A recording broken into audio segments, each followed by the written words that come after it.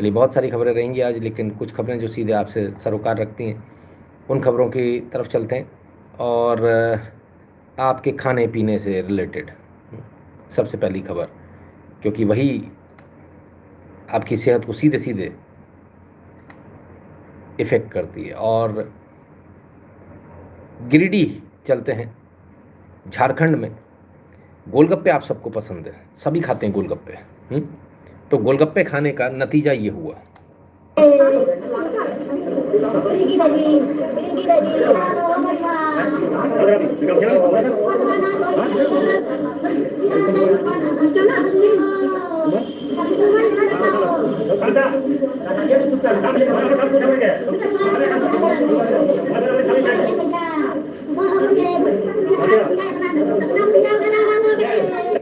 Hospital में admit हो गए साहब, सिर्फ गोलगप्पे की वजह से। सोचिए देश में क्या हालत हो गई है। हुँ? आप यहाँ पर ये बात मत कीजिएगा कि किसी को आपकी सेहत की चिंता है, हुँ? या फिर कहीं कोई छापा मारे, कोई इंक्वायरी हो। खाने जैसी वस्तुओं में ये हालत है। एफएसएसएआई के बारे में कुछ कह मत देना, नहीं तो आपकी एफआईआर हो जाएगी। प्रशासनिक गुंडागर्दी, प्रशासनिक आतंक इस कदर चरम पर है साहब कि वो कुछ भी करेंगे और आप कुछ भी नहीं कह सकते। आप ख़राब चीज़ें खाकर एडमिट होइए, मरिए, जो करना है करिए, पर उन्हें कोई फ़र्क नहीं पड़ने वाला। हुँ? बहुत हैरानी की बात है कि गोलगप्पे जो है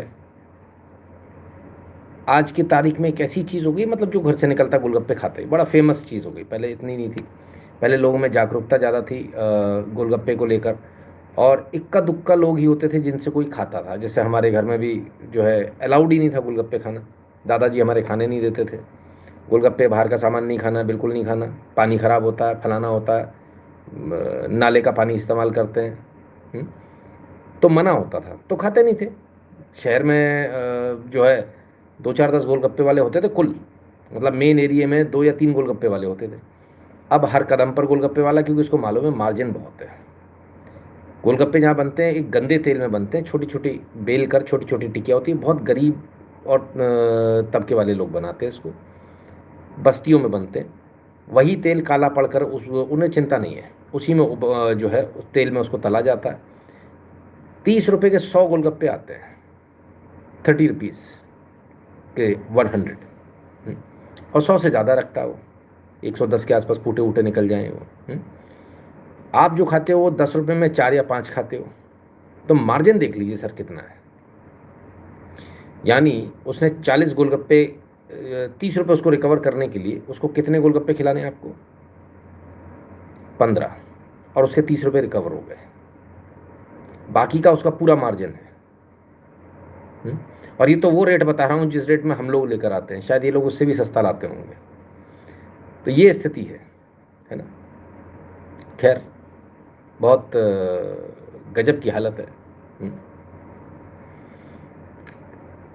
ये धुरंधर 108 जो भी हैं भाई साहब, एक काम करो, आप मुंह में ले लो बिल्कुल जाके, जिनका आप नाम ले रहे हो, है ना, उनके गोलगप्पे। बाहर नहीं खाते, उन्हीं के खाते होगे, तो उन्हीं के ले लो। बट हर समय अपना अपने अपनी हैसियत दिखाने की, अपनी औकात दिखाने की ज़रूरत नहीं, क्या मतलब आप कितने बड़े वाले TATTE हो, है ना। तो अच्छा नहीं लगता ना, मज़ा नहीं आता सर। आप रोज़ आते हो ऐसी एकदम चमचेगिरी की बातें करते हो, एकदम चपट चमचेगिरी की बातें करते हो। ऐसा मत करो यार, हैं? ठीक है ना। तो ऐसे ऐसे कमेंट मत किया करो कि हम लोगों को जो है उसमें ये करना पड़े, है ना। ठीक है ना। और औकात आपकी दिख रही है कि आप सुबह उठते ही चाटते हो और रात तक चाटते रहते हो, साधे रहते हो बिल्कुल, इधर उधर ना हो जाए, कोई दूसरा ना चाट ले। आपके यहाँ तो कंपटीशन बहुत ज़्यादा है, आप अपने आप में ही बड़े परेशान रहते हो। बात गोलगप्पे की हो रही है, ये उसमें कूद लिए, बोले हमारे गोलगप्पे तो हमारे, तो हम कहीं खाते ही नहीं बाहर, हमारे गोलगप्पे आज तक कभी ख़राब नहीं निकले, एकदम बिल्कुल सनन गोलगप्पे रहते हैं हमारे। तो रहेंगे भाई साहब, हैं, क्या कर सकते हैं हम, ये तो आपकी इच्छा है, इसमें कोई रोक थोड़ी सकता आपको। जितने गोलगप्पे खाने खाओ। Guruji, respect from Bihar. We come from general category Bhumihar. We general men are suffering from discrimination in government exams due to BJP. Absolutely. बिल्कुल. हर वो आदमी सफ़र कर रहा है जो जनरल क्लास से है, और हर वो आदमी सफ़र कर रहा है जो इन तमाम सारी चीज़ों के लिए. The comment was not for you, it was for some of your. मत करो ना सर ऐसे कमेंट. क्या करना है, कहने दो ना जिसको. आप अपनी बात करो ना, क्या ज़रूरत है आपको दूसरे के उसमें वो करने की, है ना. जिसको कहना कहते रहना. अब यार गोलगप्पे अगर किसी ने बनाए हैं, काम फूड सेफ्टी डिपार्टमेंट का गलत चीज़ों को पकड़ने का, वो नहीं पकड़ रहे. अब अगर किसी को लगता है इसके लिए कौन दोषी है क्या दोषी है, तो वो सबकी अपनी अपनी सोच है. किसी के लिए पार्षद दोषी होगा, किसी के लिए प्रधानमंत्री दोषी होगा. आप जानते हो और मैं जानता हूँ दोषी कौन है. बात खत्म हो गई. सबको अपने मन से सोचने दो. फ्री कंट्री है सर, फ्री सिटीजन है सब लोग, सबको बोलने दो. हमने आपको बोलने की आज़ादी दे रखी है, आप खूब बोलिए. सबको बोलने की आज़ादी, अपनी अपनी बात करो, आपस में मत उलझो. कुछ नहीं मिलने वाला सर आपस ना. आप उसको जानते हो कमेंट वाले को, पता नहीं कौन है वो, बीजेपी आईटी सेल का, कांग्रेस आईटी सेल का, किसका मालूम नहीं, है ना. वो किसकी तरफ से आया, वो भारत से या पाकिस्तान से कमेंट कर रहा, मालूम नहीं. तो काहे को उलझना, अपन को क्या करना है ना. एक सिंपल सी न्यूज़ इसलिए है, आप इन गोलगप्पों से बचिए. जो हमारे आपके दादाजी भी बोलते होंगे बाहर नहीं खाने गोलगप्पे, है ना, घर में बनते नहीं थे. अब आजकल तो बनने लगे, आजकल तो आने लगे, वो पैकेट आने लगा घर में, उसको तो घर में बन सकते, तो बाहर ज़रूरत क्या है. बताने का पर्पज़ ये है कि कई सारे बच्चे आज बीमार पड़ गए, कई सारे बच्चे आज मौत के मुंह में से निकल कर आए, और बाल बाल बच गए. आप भी बच कर चलिए. गर्मी का सीज़न है. यही गोलगप्पे सर्दी में खाते तो शायद हजम हो जाते, गर्मियों में नहीं होंगे. गर्मियों में कोई भी चीज़ जो गड़बड़ है ना, वो आपको हजम नहीं होगी सर, उसको सीधे हॉस्पिटल पहुंचा देगी. इतना गंदा हिसाब है खाने का. नकली पनीर को एनालॉग पनीर कहकर सरकार ने परमिशन दे दी है. क्या आप इसको सही मानते हैं? क्या आप अपने बच्चे को एनालॉग पनीर के, जितने लोग सही मानते हैं, वो जो 2-4-8% लोग हैं, बता दें उन मेरा सवाल उन लोगों से, आप अपने बच्चों को एनालॉग पनीर खिलाएंगे क्या? मैं खिला रहा हूँ सर 365 दिन आपके बच्चों को. अगर आप हाँ कहते हो तो मैं खिला रहा हूँ, मेरी तरफ से पैसा मैं दे रहा हूँ, 365 दिन खिलाऊंगा एनालॉग पनीर. ठीक है, आप अपने हाथ से कौर तोड़ के अपने बच्चों को खिलाइए, पैसे मैं देता हूँ. ठीक है, अपने हाथ से कौर तोड़ के. क्यों? क्योंकि उस मौत का भागी मैं नहीं बनूंगा, आप ही बनिए. लेकिन आपकी आंखें खोलने के लिए वो आवश्यक है. इतने अंधे मत हो जाइए कि आपको कुछ सही गलत न दिखना बंद हो जाए. जो चीज़ गलत है वो गलत है, जो चीज़ सही है वो सही है. किसी भी चीज़ पर अगर कोई चीज़ लिखी है तो वो सिर्फ असली पर ही हो. किसी ने लिखा फ्रूट जूस, तो वो फ्रूट जूस ही होना मांगता है. उसमें ये मिला वो मिला, जेल हो जाएगी. कानून ऐसा होना चाहिए. पनीर लिखा तो पनीर ही होगा, आइसक्रीम लिखी तो आइसक्रीम ही होनी चाहिए, नहीं तो जेल हो जाएगी. बड़े बड़े से आपको लिखना पड़ेगा तेल का है, आइसक्रीम नहीं है, पामोलिन है. छोटे छोटे से नहीं काम चलेगा कि लेंस लगा कर देख रहा है, मेरे जैसा आंखें नहीं जिसकी ख़राब हो चुकी हैं, वो बेचारा परेशान घूम रहा. भैया पढ़ देना क्या लिखा है इसके अंदर इंग्रेडिएंट्स, वो मिल ही नहीं रहे. इंग्रेडिएंट्स ऐसे घुमा के लिखते हैं कि ढूंढते रहो, पहले तो डब्बा घुमा घुमा घुमा घुमा घुमा घुमा, कहाँ इंग्रेडिएंट्स कहाँ हैं. तो चीज़ें एकदम क्लियर कट होनी चाहिए सर. सेहत आपकी और मेरी एक बराबर है, आपका बच्चा मेरा बच्चा, उसके साथ कोई खिलवाड़ नहीं होना चाहिए, उस सेहत के साथ. पर्पज़ ये है ना. बाकी सबकी अपनी इच्छा है. सर मुंबई में 50 के 6 देते हैं. ओ बताओ आप क्या मार्जिन है बॉस. गोलगप्पे का ही लगा लें ठेला. गोलगप्पे झालमुड़ी, अरे झालमुड़ी तो कल डालूंगा सर मैं. हाँ, झालमुड़ी का तो मैं इंतज़ार करके बैठा हूँ कल. चलिए, तो बचिए, बाज़ार की चीज़ों से बचिए, नकली चीज़ों से बचिए, है ना. और सामग्री हिंदी में लिखी होनी चाहिए. वो ये तो मैंने सोचा ही नहीं. मुझे अंग्रेज़ी आती, इसका मतलब सबको नहीं आती होगी, ऐसा तो नहीं है ना. तो बचिए सामान से, और ख़रीदने से पहले ज़रूर देखिए ज़रूर क्या है क्या नहीं है ना. आइए, तो गोलगप्पे से परेशान थे, देसी घी देख लीजिए साहब. वल्लाह, प्रदेश के खंडवा में प्रशासन ने ऐसी जगह का पर्दाफाश किया है जिसे देखकर पुलिस और अधिकारियों के भी होश उड़ गए. खंडवा के इमलीपुरा इलाके में एक घर के अंदर जानवरों की चर्बी और हड्डियों को पिघलाकर भारी मात्रा में नकली घी तैयार किया जा रहा था. शुक्रवार को जो पुलिस और एक मिनट, नकली घी तो ठीक है, लेकिन काहे से हड्डियों को पिघलाकर भारी मात्रा में नकली घी तैयार किया जा रहा था. जानवरों की चर्बी और हड्डी, इसको पिघलाकर जो पुलिस और नकली घी बनाया जा रहा था. वाह, ये तो रिकॉर्ड टूट गया भाई साहब. ड्रम के ड्रम नकली घी है. संदिग्ध लिक्विड और घी बरामद हुआ. प्रशासन है ड्रम के ड्रम. जानवरों के अवशेष और उनकी खालें भी मिली हैं, जिन्हें गलाकर ये मिलावटी खेल चल रहा था। पुलिस ने इस मामले के मुख्य आरोपी अनवर कुरैशी को हिरासत में ले लिया है और जब्त किए गए माल को जांच के लिए भोपाल लैब भेज दिया गया है। अनवर कुरैशी जी, आप पाया खाओ, टाया खाओ, आप पाया खाओ या अपना ताया खाओ, हमें इससे मतलब नहीं है, लेकिन हमें क्यों खिला रहे हो यार? हमने क्या बिगाड़ दिया है? हमारी एस्तेसी मारने पे क्यों तुल गए कि तुम हड्डियाँ पिघाल पिघाल के, चर्बी पिघाल पिघाल के, सड़े हुए मांस को पिघाल पिघाल के हमको खिला रहे हो? अनवर कुरैशी के मकान में अवैध रूप से पशुओं की कटिंग और उनके खाल निकाले जाने और चर्बी गलाए जाने का काम किया जाता है।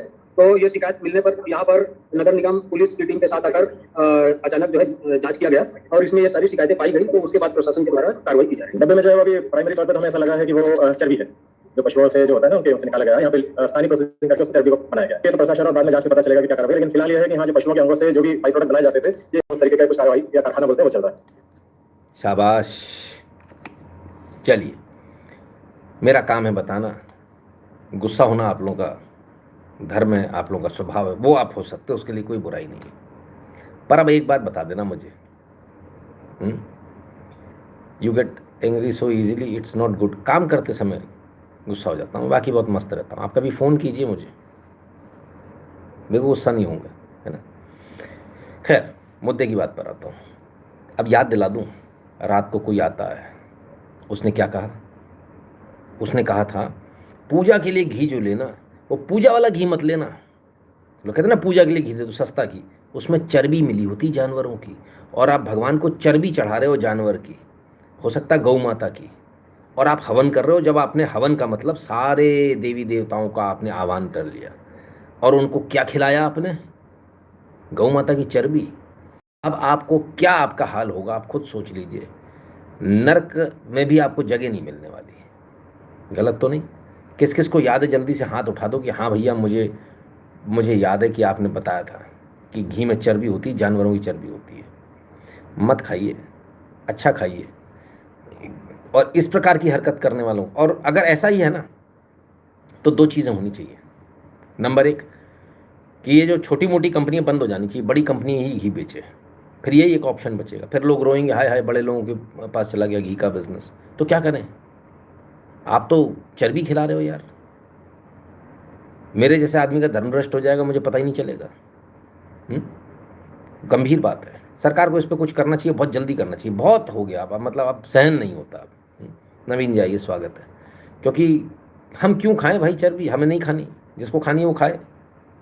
हाँ, हमारे वो जो भी थे, वो क्या नाम था उनका, भाईजान जिनकी फैक्ट्री थी, तुम पाया खाओ चाहे ताया खाओ अपना, हमें उससे कोई मतलब नहीं है। हमें खिलाने की कोशिश मत करो, है ना। किसी दूसरे देश में अगर हुआ होता ये, और अगर जिंदा कौम होती तो अब तक ये जिंदा नहीं होता, पर मुर्दा कौम है ना, क्या करें।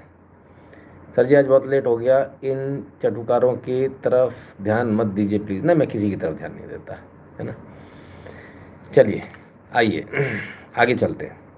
नहीं, मुझे थोड़ा सा बुरा इस बात का लगा कि जो है ना, किसी ने बोला गुस्सा हो जाए। गुस्सा नहीं है सर, बच्चों से संबंधित मैटर। दो तीन चीज़ें ऐसी होती हैं जिसमें गुस्सा आ जाता है ना। बाकी सब मजाकबाजी से, पॉलिटिक्स में खूब मजाक कर लो, फाइनेंस में मजाक मत करो, आप सड़क पे आ जाओगे सर। बच्चों के साथ मजाक मत करो, वो भविष्य है आपका। कहाँ जाओगे आप, आपका बच्चा अगर नहीं रहेगा कल को, तो है ना। तो कुछ चीज़ें ऐसी जिसमें अपन लोग मजाक नहीं करें, है ना। मेरा ऐसा निवेदन है, ठीक है ना। नसीम खान कह रहे पाया तोड़कर तो देखो मज़ा आएगा।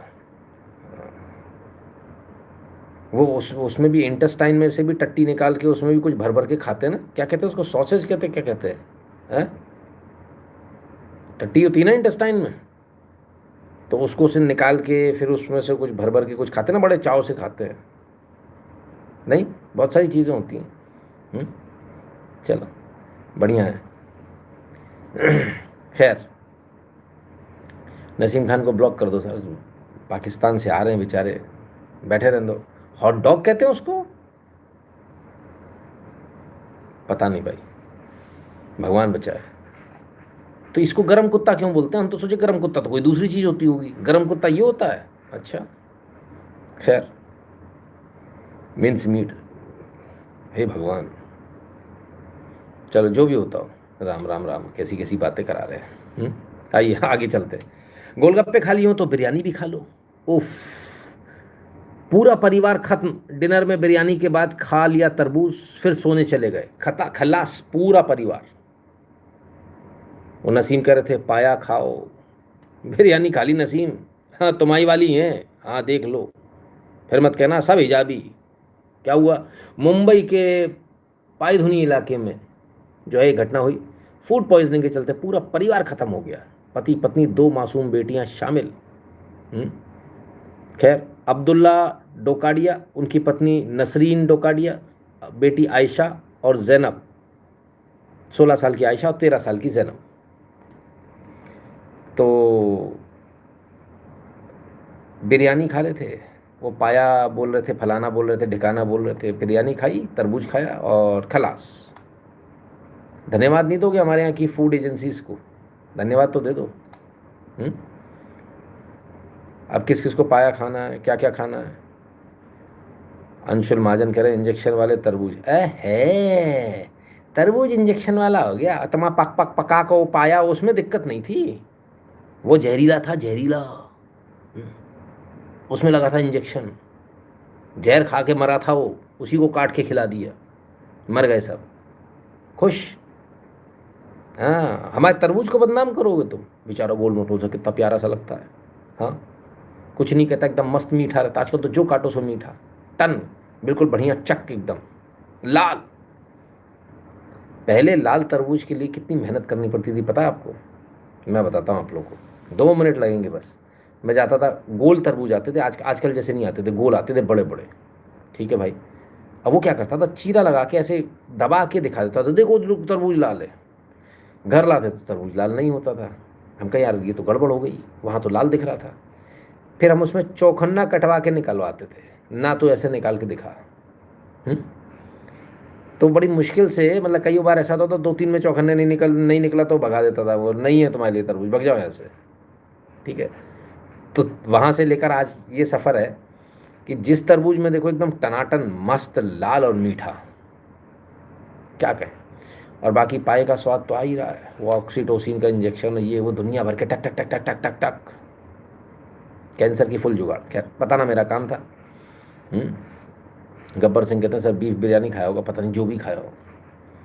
आप एक चीज़ समझ लीजिए, चाहे बकरी हो चाहे बीफ हो, कोई भी हो, सब में इंजेक्शन लगा हुआ है। ये मांस कायदे से अगर देखा जाए, कोई भी मांस खाने लायक नहीं है, रियलिटी अगर देखी जाए तो, ठीक है। बताना मेरा काम था, मानना नहीं मानना आपकी इच्छा। ऐसा नहीं कि मैं नहीं खाता हूँ इसलिए बोल रहा हूँ, रियलिटी है। चलिए आगे चलते हैं, फटाफट जल्दी से देख लें जरा, क्योंकि बहुत सारी खबरें।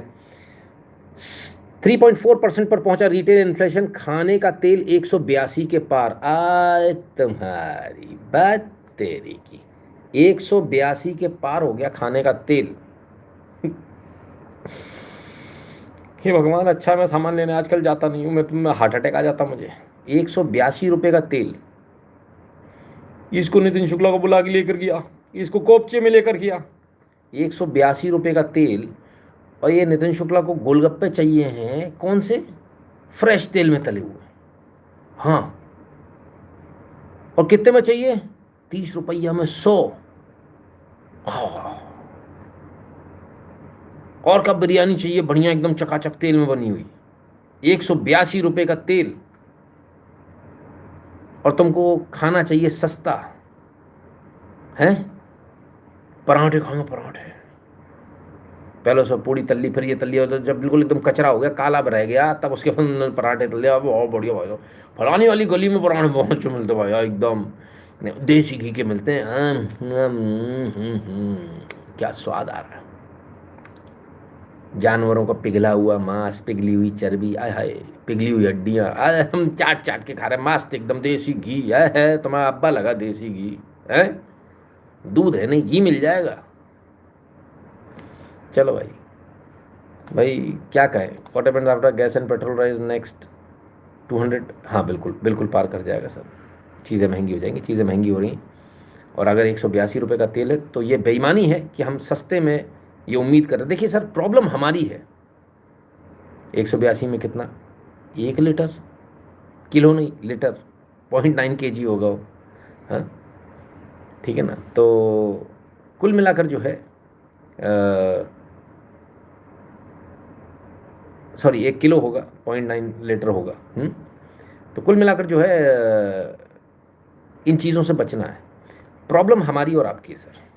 जब कोई व्यक्ति कहता है कि मैं 450 या 500 रुपये में घी दे रहा हूँ, हमने सवाल करना चाहिए कैसे आप इतने में बना ले रहे हो, आपको पड़ता कैसे खा रहा है। जब कोई सस्ती चीज़ दे रहा तो हमने पूछना चाहिए सर ये आपको पड़ता कैसे खा रहा बताइए। मैं एक जगह गया, वो भल्ले दे रहे थे, देसी घी के भल्ले। ठीक है यार, खा लेते हैं, तेल का तो भरोसा ख़त्म हो गया।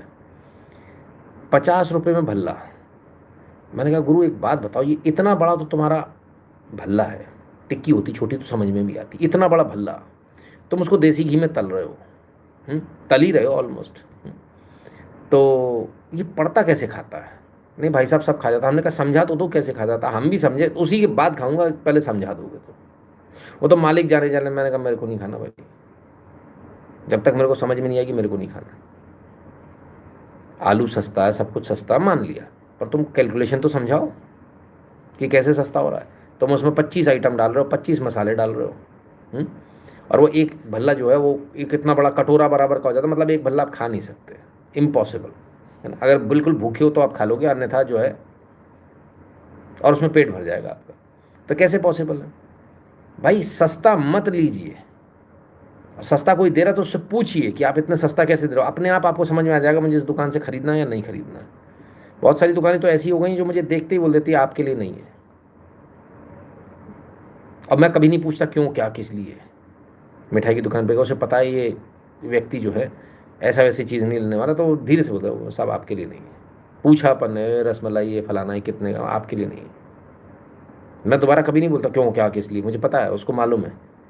उसने मना कर दिया, धन्यवाद बोल देता, थैंक यू यार, मेरे लिए क्या आप ये बता दो, सब वो सब वो है, पेड़े बने आपके लिए, तो लेके चले आओ, जो मिल रहा है वो खा लो।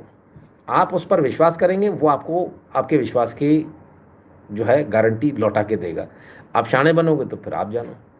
उसने बोला कि साहब मिठाई बनी है, मेरी 800 रुपये किलो मिठाई पड़ रही है। हो 800 रुपये में तो काजू कतली थे। हाँ बाबू 800 रुपये में काजू कतली खाएगा मेरा बच्चा, ओले बेबी, खिलाओ उसको, खिलाओ उसको। देखो काजू कतली में अगर किसी ने मूंगफली मिला दी तो उसको थैंक यू बोल कर आना, कहना थैंक यू भैया, एटलीस्ट उसने अच्छी चीज़ मिलाई जिसमें ओमेगा 3 फैटी एसिड्स मिल रहे हैं। काजू से बेहतर है मूंगफली, ध्यान रखिएगा, काजू से बेहतर है मूंगफली। अगर मूंगफली की कोई बना रहा है तो बहुत अच्छी बना रहा है, कोई दिक्कत नहीं। समस्या ये है कि ना काजू होता है ना मूंगफली होती है, नकली चीज़ से बनती है ये चीज़ें, तब ज़्यादा दिक्कत है ना। क्लियर है, बताना मेरा काम है, मानना नहीं मानना आपकी इच्छा है। After analysing your analysis Nitin ji, now I concluded why HPPL behave worse than animal. अच्छा समझ गया, प्लीटिंग रॉटन एनिमल वेस्ट, ये भी हो सकता है, वो खा खा के दिमाग सड़ गए हैं। और सबसे अच्छी बात ये, कोई बड़ी दुकान महंगी दुकान, इन सब से बेहतर ये आपकी आंखों के सामने जो बन रहा है ना सर, उसे लीजिए। बचपन में मुझे बहुत अजीब लगता था जब मेरे पिताजी बोलते थे सामने वाली दुकान से ले आओ, हैं ये नीले कलर के दरवाजे पोते, पापा भी कहाँ से मंगवाते, इतनी अच्छी अच्छी दुकान है, नहीं उससे ले आओ।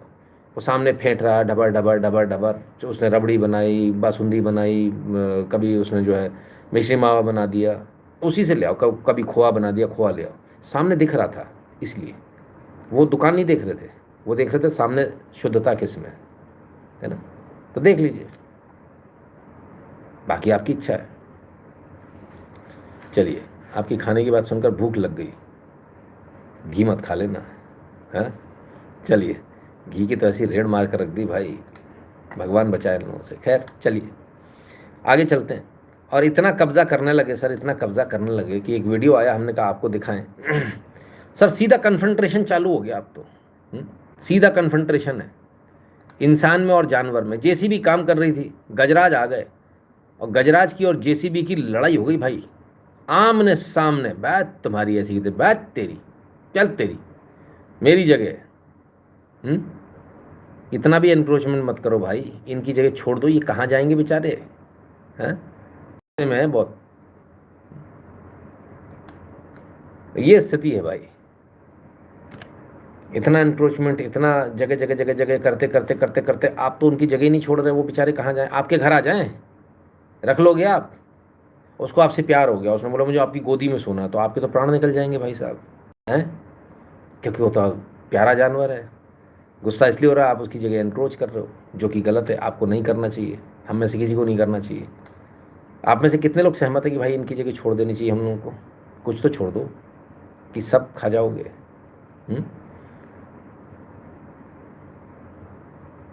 Subscribe to comment only, I hate the streamers does this, will unsubscribe right after this, my 2 cents, be informed customer sir. Aveer ji करें, ठीक है, अच्छी बात है। बिल्कुल आप रोज़ सब्सक्राइब कर लिया कीजिए और रोज़ अनसब्सक्राइब कर दिया कीजिए, पर उसको हम सब्सक्रिप्शन पर ही रखेंगे। अब आपको लग रहा है कि मुझे आपके सब्सक्रिप्शन की ज़रूरत है, कतई नहीं। अब आप सोच रहे होंगे फिर मैंने ऐसा क्यों किया, मुझे नहीं ज़रूरत है, बिल्कुल आपके सब्सक्राइब करने की ज़रूरत नहीं, पर किया ऐसा इसलिए कि जो बॉट्स होते हैं ना बॉस, वो अगर उनको जो भी लाइव चलता दिखेगा वो वहाँ आ जाएंगे। कौन से वाले वो, आज की रात मैं तुम्हारे साथ, हाँ वो आ जाएंगे दम दम दम, सारे के सारे पॉर्न वेबसाइट वाले, दम दम दम दम दम, दे दनादन दे दनादन, वो बॉट्स आ जाएंगे और ऑटोमेटेड है, उनको कोई रोक नहीं सकता। हम परेशान हो लिए उनके लिए, इसलिए सब्सक्रिप्शन डाल दिया। और जो 30 सेकंड का जो डाला ना, वो भी बॉट के कारण ही डाला है। तो ये 2 जगह से बॉट नहीं आएंगे। नंबर 1 सब्सक्रिप्शन, कुछ बॉट ऐसे होते हैं जब सब्सक्राइब करके भी आ जाते हैं, है ना, तो उनसे बचने का क्या तरीका है कि 30 सेकंड का आप डाल दीजिए, जहाँ टाइमर लगा होगा सर वहाँ नहीं होने वाला। इसलिए 2 चीज़ें होती हैं, ठीक है।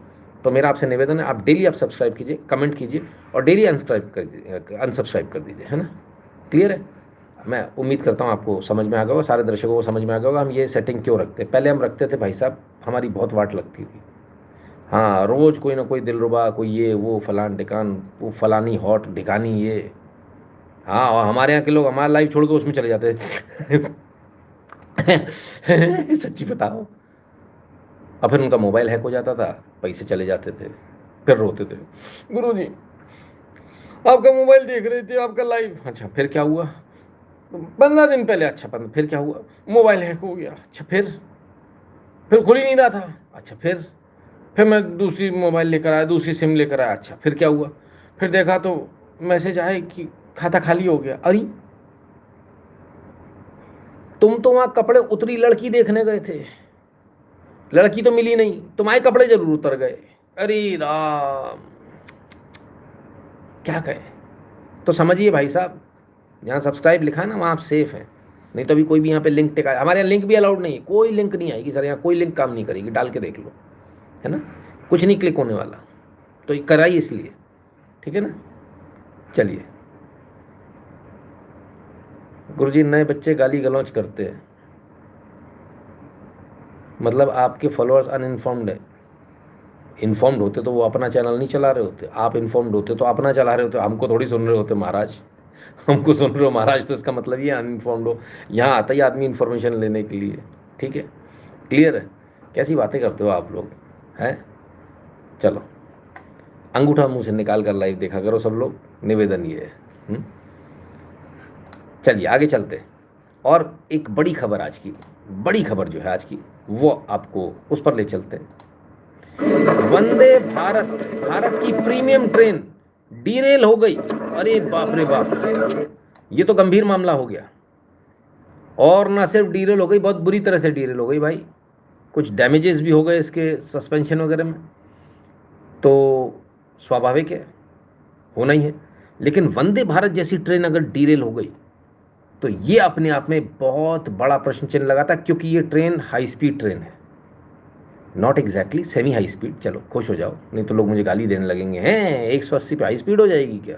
ठीक है, सेमी हाई स्पीड कह लें, या चलो सेमी हाई स्पीड कह देते हैं, नहीं तो उसमें भी लोग प्राण देने लगेंगे। 200 किलोमीटर से नीचे की को सेमी हाई स्पीड कैसे कह दिया, 250 से नीचे को सेमी हाई स्पीड कैसे कह दिया। ठीक है, तो वंदे भारत जैसी ट्रेन का डीरेल होना is not a good sign, ऐसा बिल्कुल नहीं होना चाहिए, इसकी जांच होनी चाहिए। और ऐसी ट्रेन जो प्रीमियम ट्रेन है, जिन पर किराया ज़्यादा, जिसमें जो प्रीमियम लोग हैं, इलीट लोग हैं जो ट्रैवल करते हैं, एटलीस्ट वो सेफ़ होनी चाहिए।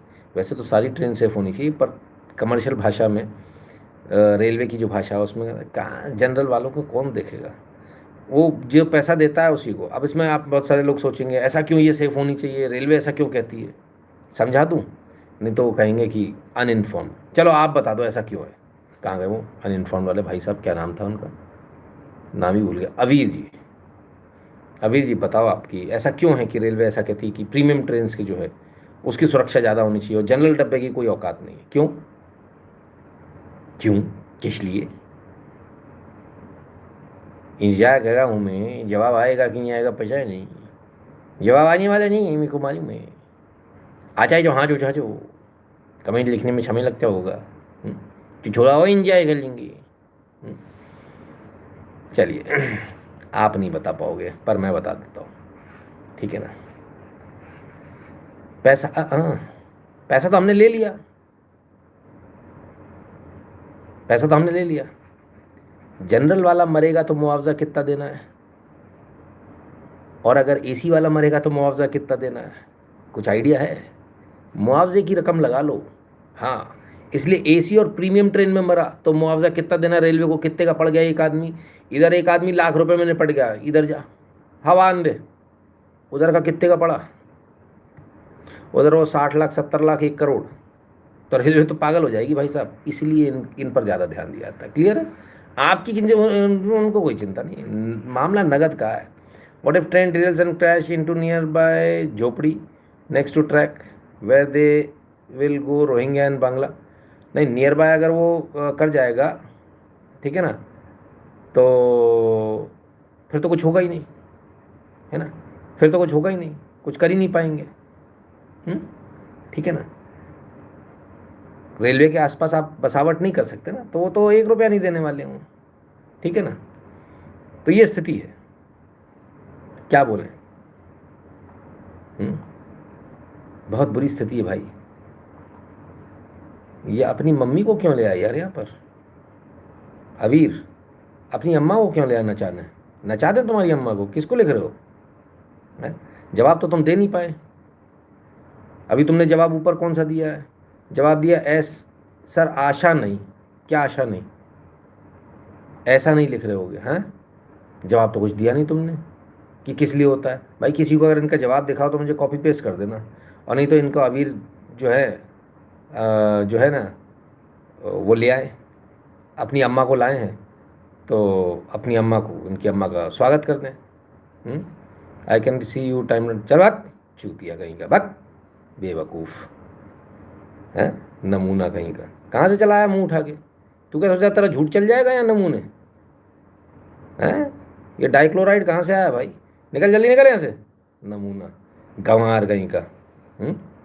चट गबट्टे -40 निकल यहाँ से, गंवार कहीं का। 2 कौड़ी की अकल नहीं, बहस करने आएगा। गाइस स्क्रॉल अप, बेवकूफ़ अनपढ़ जाहिल बिना पढ़े हुए मदरसा छाप, निकल यहाँ से, सुअर कहीं का। चलिए, तो ऐसे भी सुअर आते हैं साहब, हैं? गजब है, कमाल है। मतलब लिखता तो समझ में भी आती, चलो भाई सामने वाले ने जवाब दिया तो अपन इंटेलिजेंट समझे भी। वो कल परसों कौन से थे जिन्होंने अंग्रेजी बोली, हमने कहा चलो बोलने का प्रयास किया, भाई तारीफ होनी चाहिए, है ना, भले उन्होंने हमें कुछ भी कहा। लेकिन ऐसे निकम्मे, ये पढ़ने आया यहाँ, चमन बूतिया, कमाल कर दिया, हैं? निकल यहाँ से पतली गली से, सुअर कहीं का।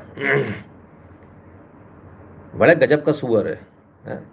अरे वाह रे सुअर, कह रहा बकवा डम्प है ये लाइफ, फिर भी तू सुअर यहीं घूम रहा है? कमाल कर दिया। कैसा सुअर है भाई? सुअर को भगाओ, नगर निगम वाले इसको लेके जाएंगे। गया सुअर बेचारा, कहाँ से आया था सुअर, ओफो। चलो, ऐसे ऐसे सुअर भी आते हैं, गया बेचारा। चलो, आज गाली दे रहा है टोपी मास्टर नसीम खान, करें क्या करें?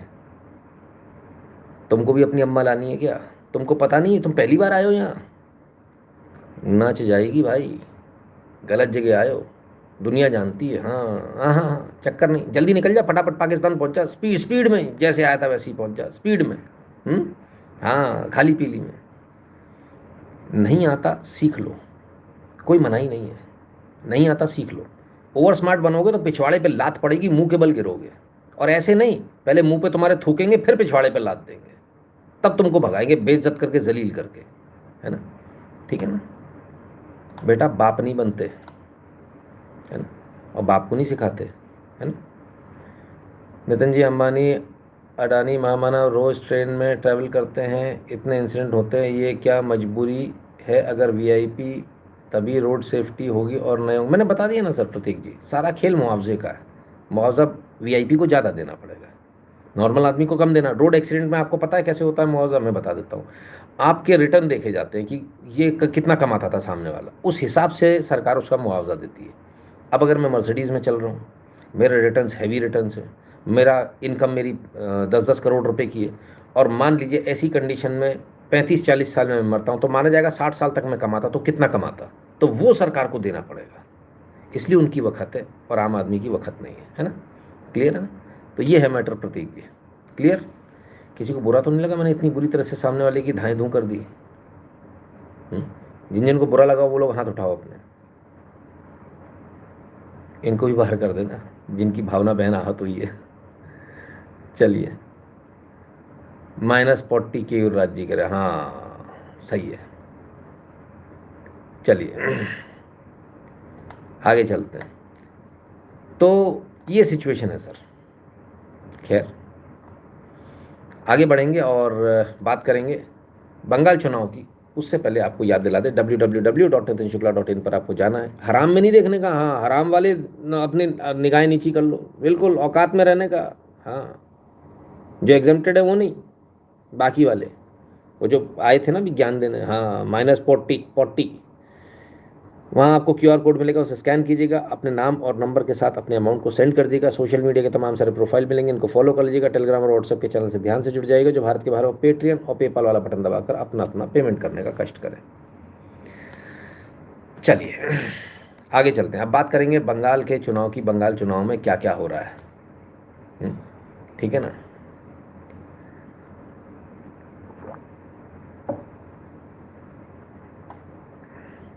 पैसे के मुंह से बाहर आ जाओ फिर बनना गुरु जी। नहीं, गुरु बिना पैसे के नहीं होता। हराम में थोड़ी होता है। हराम में तो आप अपने बेटे को भी नहीं खिलाओगे भाई साहब, उससे भी आपकी आशा है, आए मैं आज इसको खिला रहा हूँ तो कल मेरे को कमा के देगा। नहीं, बाप नहीं खिला रहा बेटे को, तुम हमसे बात कर रहे हो। तुम्हारे पिताजी ने तुमको फ्री में खिलाया क्या? नहीं ना। उसके बाद वसूल लिया ना पूरा, काहे के लिए इतने परेशान हो रहे हो?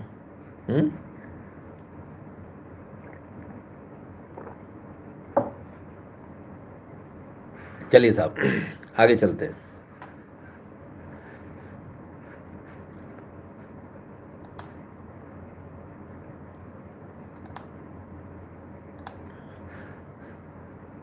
चलिए, एक और वीर गति को प्राप्त हो गया, नहीं सॉरी, जन्नत में पहुंच गया।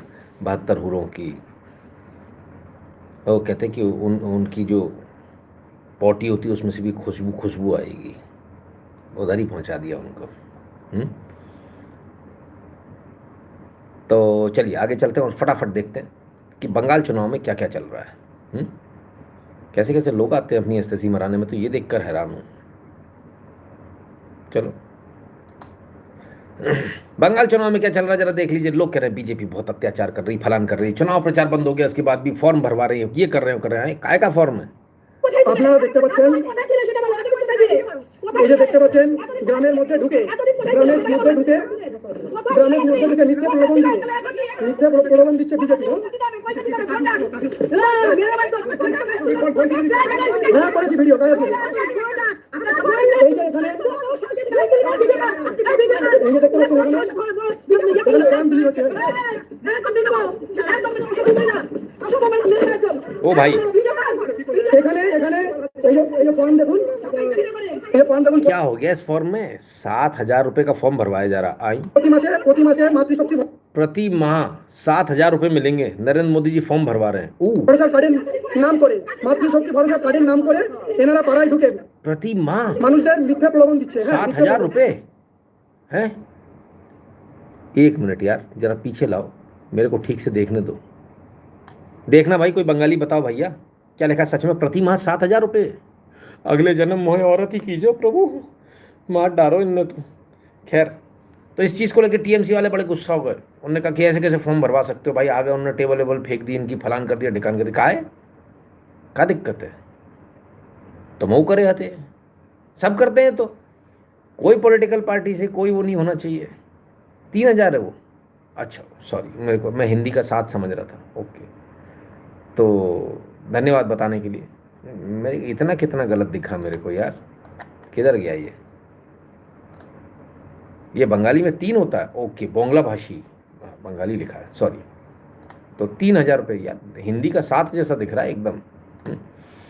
तो 3,000 रुपये पर महीने मिलेंगे, सही है, क्या बुराई है?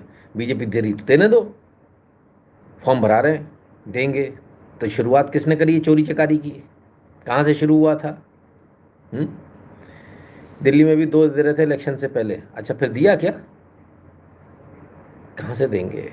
हम कह रहे 3 नहीं 30,000 दो महीने के, रट्टा ख़त्म करो एक बार। जिसको देना महिलाओं को, इसको उसको दे दो सबको। हमारी महिला भी 30,000 रुपये कमाएगी, हम भी काम बंद कर देंगे। देखो इसका इफेक्ट देखो क्या होगा। आप सोच रहे हो महिला को दे के हम वोट दे देंगे, ना ना ना ना ना, आप गलती कर रहे हो। इसका रिपल इफेक्ट क्या आता है, पलट कर जो इफेक्ट आता है वो इफेक्ट ये आएगा कि आपका जो पुरुष है जो काम करने जा रहा है वो उससे छुड़ा लेगा दारू के लिए पैसा। शाम को उसको दारू मिल रही है, मस्त दिन भर सोएगा दारू पी के, मस्त मेरी बीवी को पैसे मिल रहे हैं, मार कूट करेगा सो अलग। और मैं आपको एक बात बता दूं, शायद आप में से बहुत सारे लोगों को नहीं मालूम होगा, ये जो पैसा है, इस पैसे का क्या हो रहा है जानते हैं आप? इस पैसे से क्या हो रहा है नहीं मालूम होगा, मैं बताता हूँ। गांव गांव में जाइए, गांव में तलाक के केसेस बढ़ गए। जो गांव में नहीं थे ना तलाक, वो गांव में होने लगे। अब महिला जो है उसको लग रहा है मुझे 2,000-3,000 रुपये मिल रहे हैं तो मैं तो सब कर लूँगी, मुझे ज़रूरत नहीं तुम्हारी ऐसी तैसी कराओ। तो वो जो पुरुष है उनके एक किक लगा रही है, उनको बोले चला साइड में हवा आने दें। तो वहाँ ये केसेस बढ़ गए, घर टूटने शुरू हो गए इस पैसे की वजह से।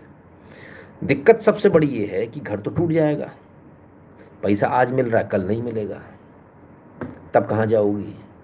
तब फिर तुम्हें वापस यहीं आना है। जितने गांव वाले हैं वो इस बात की तस्दीक कर दें कि मैं सही कह रहा हूँ या गलत कह रहा हूँ। ये डेटा मेरे पास अभी आया क्योंकि मैं थोड़ा घूमा, तो मैं हैरान रह गया देखकर कि भाई ये स्थिति हो गई, घर टूटने की नौबत आ गई।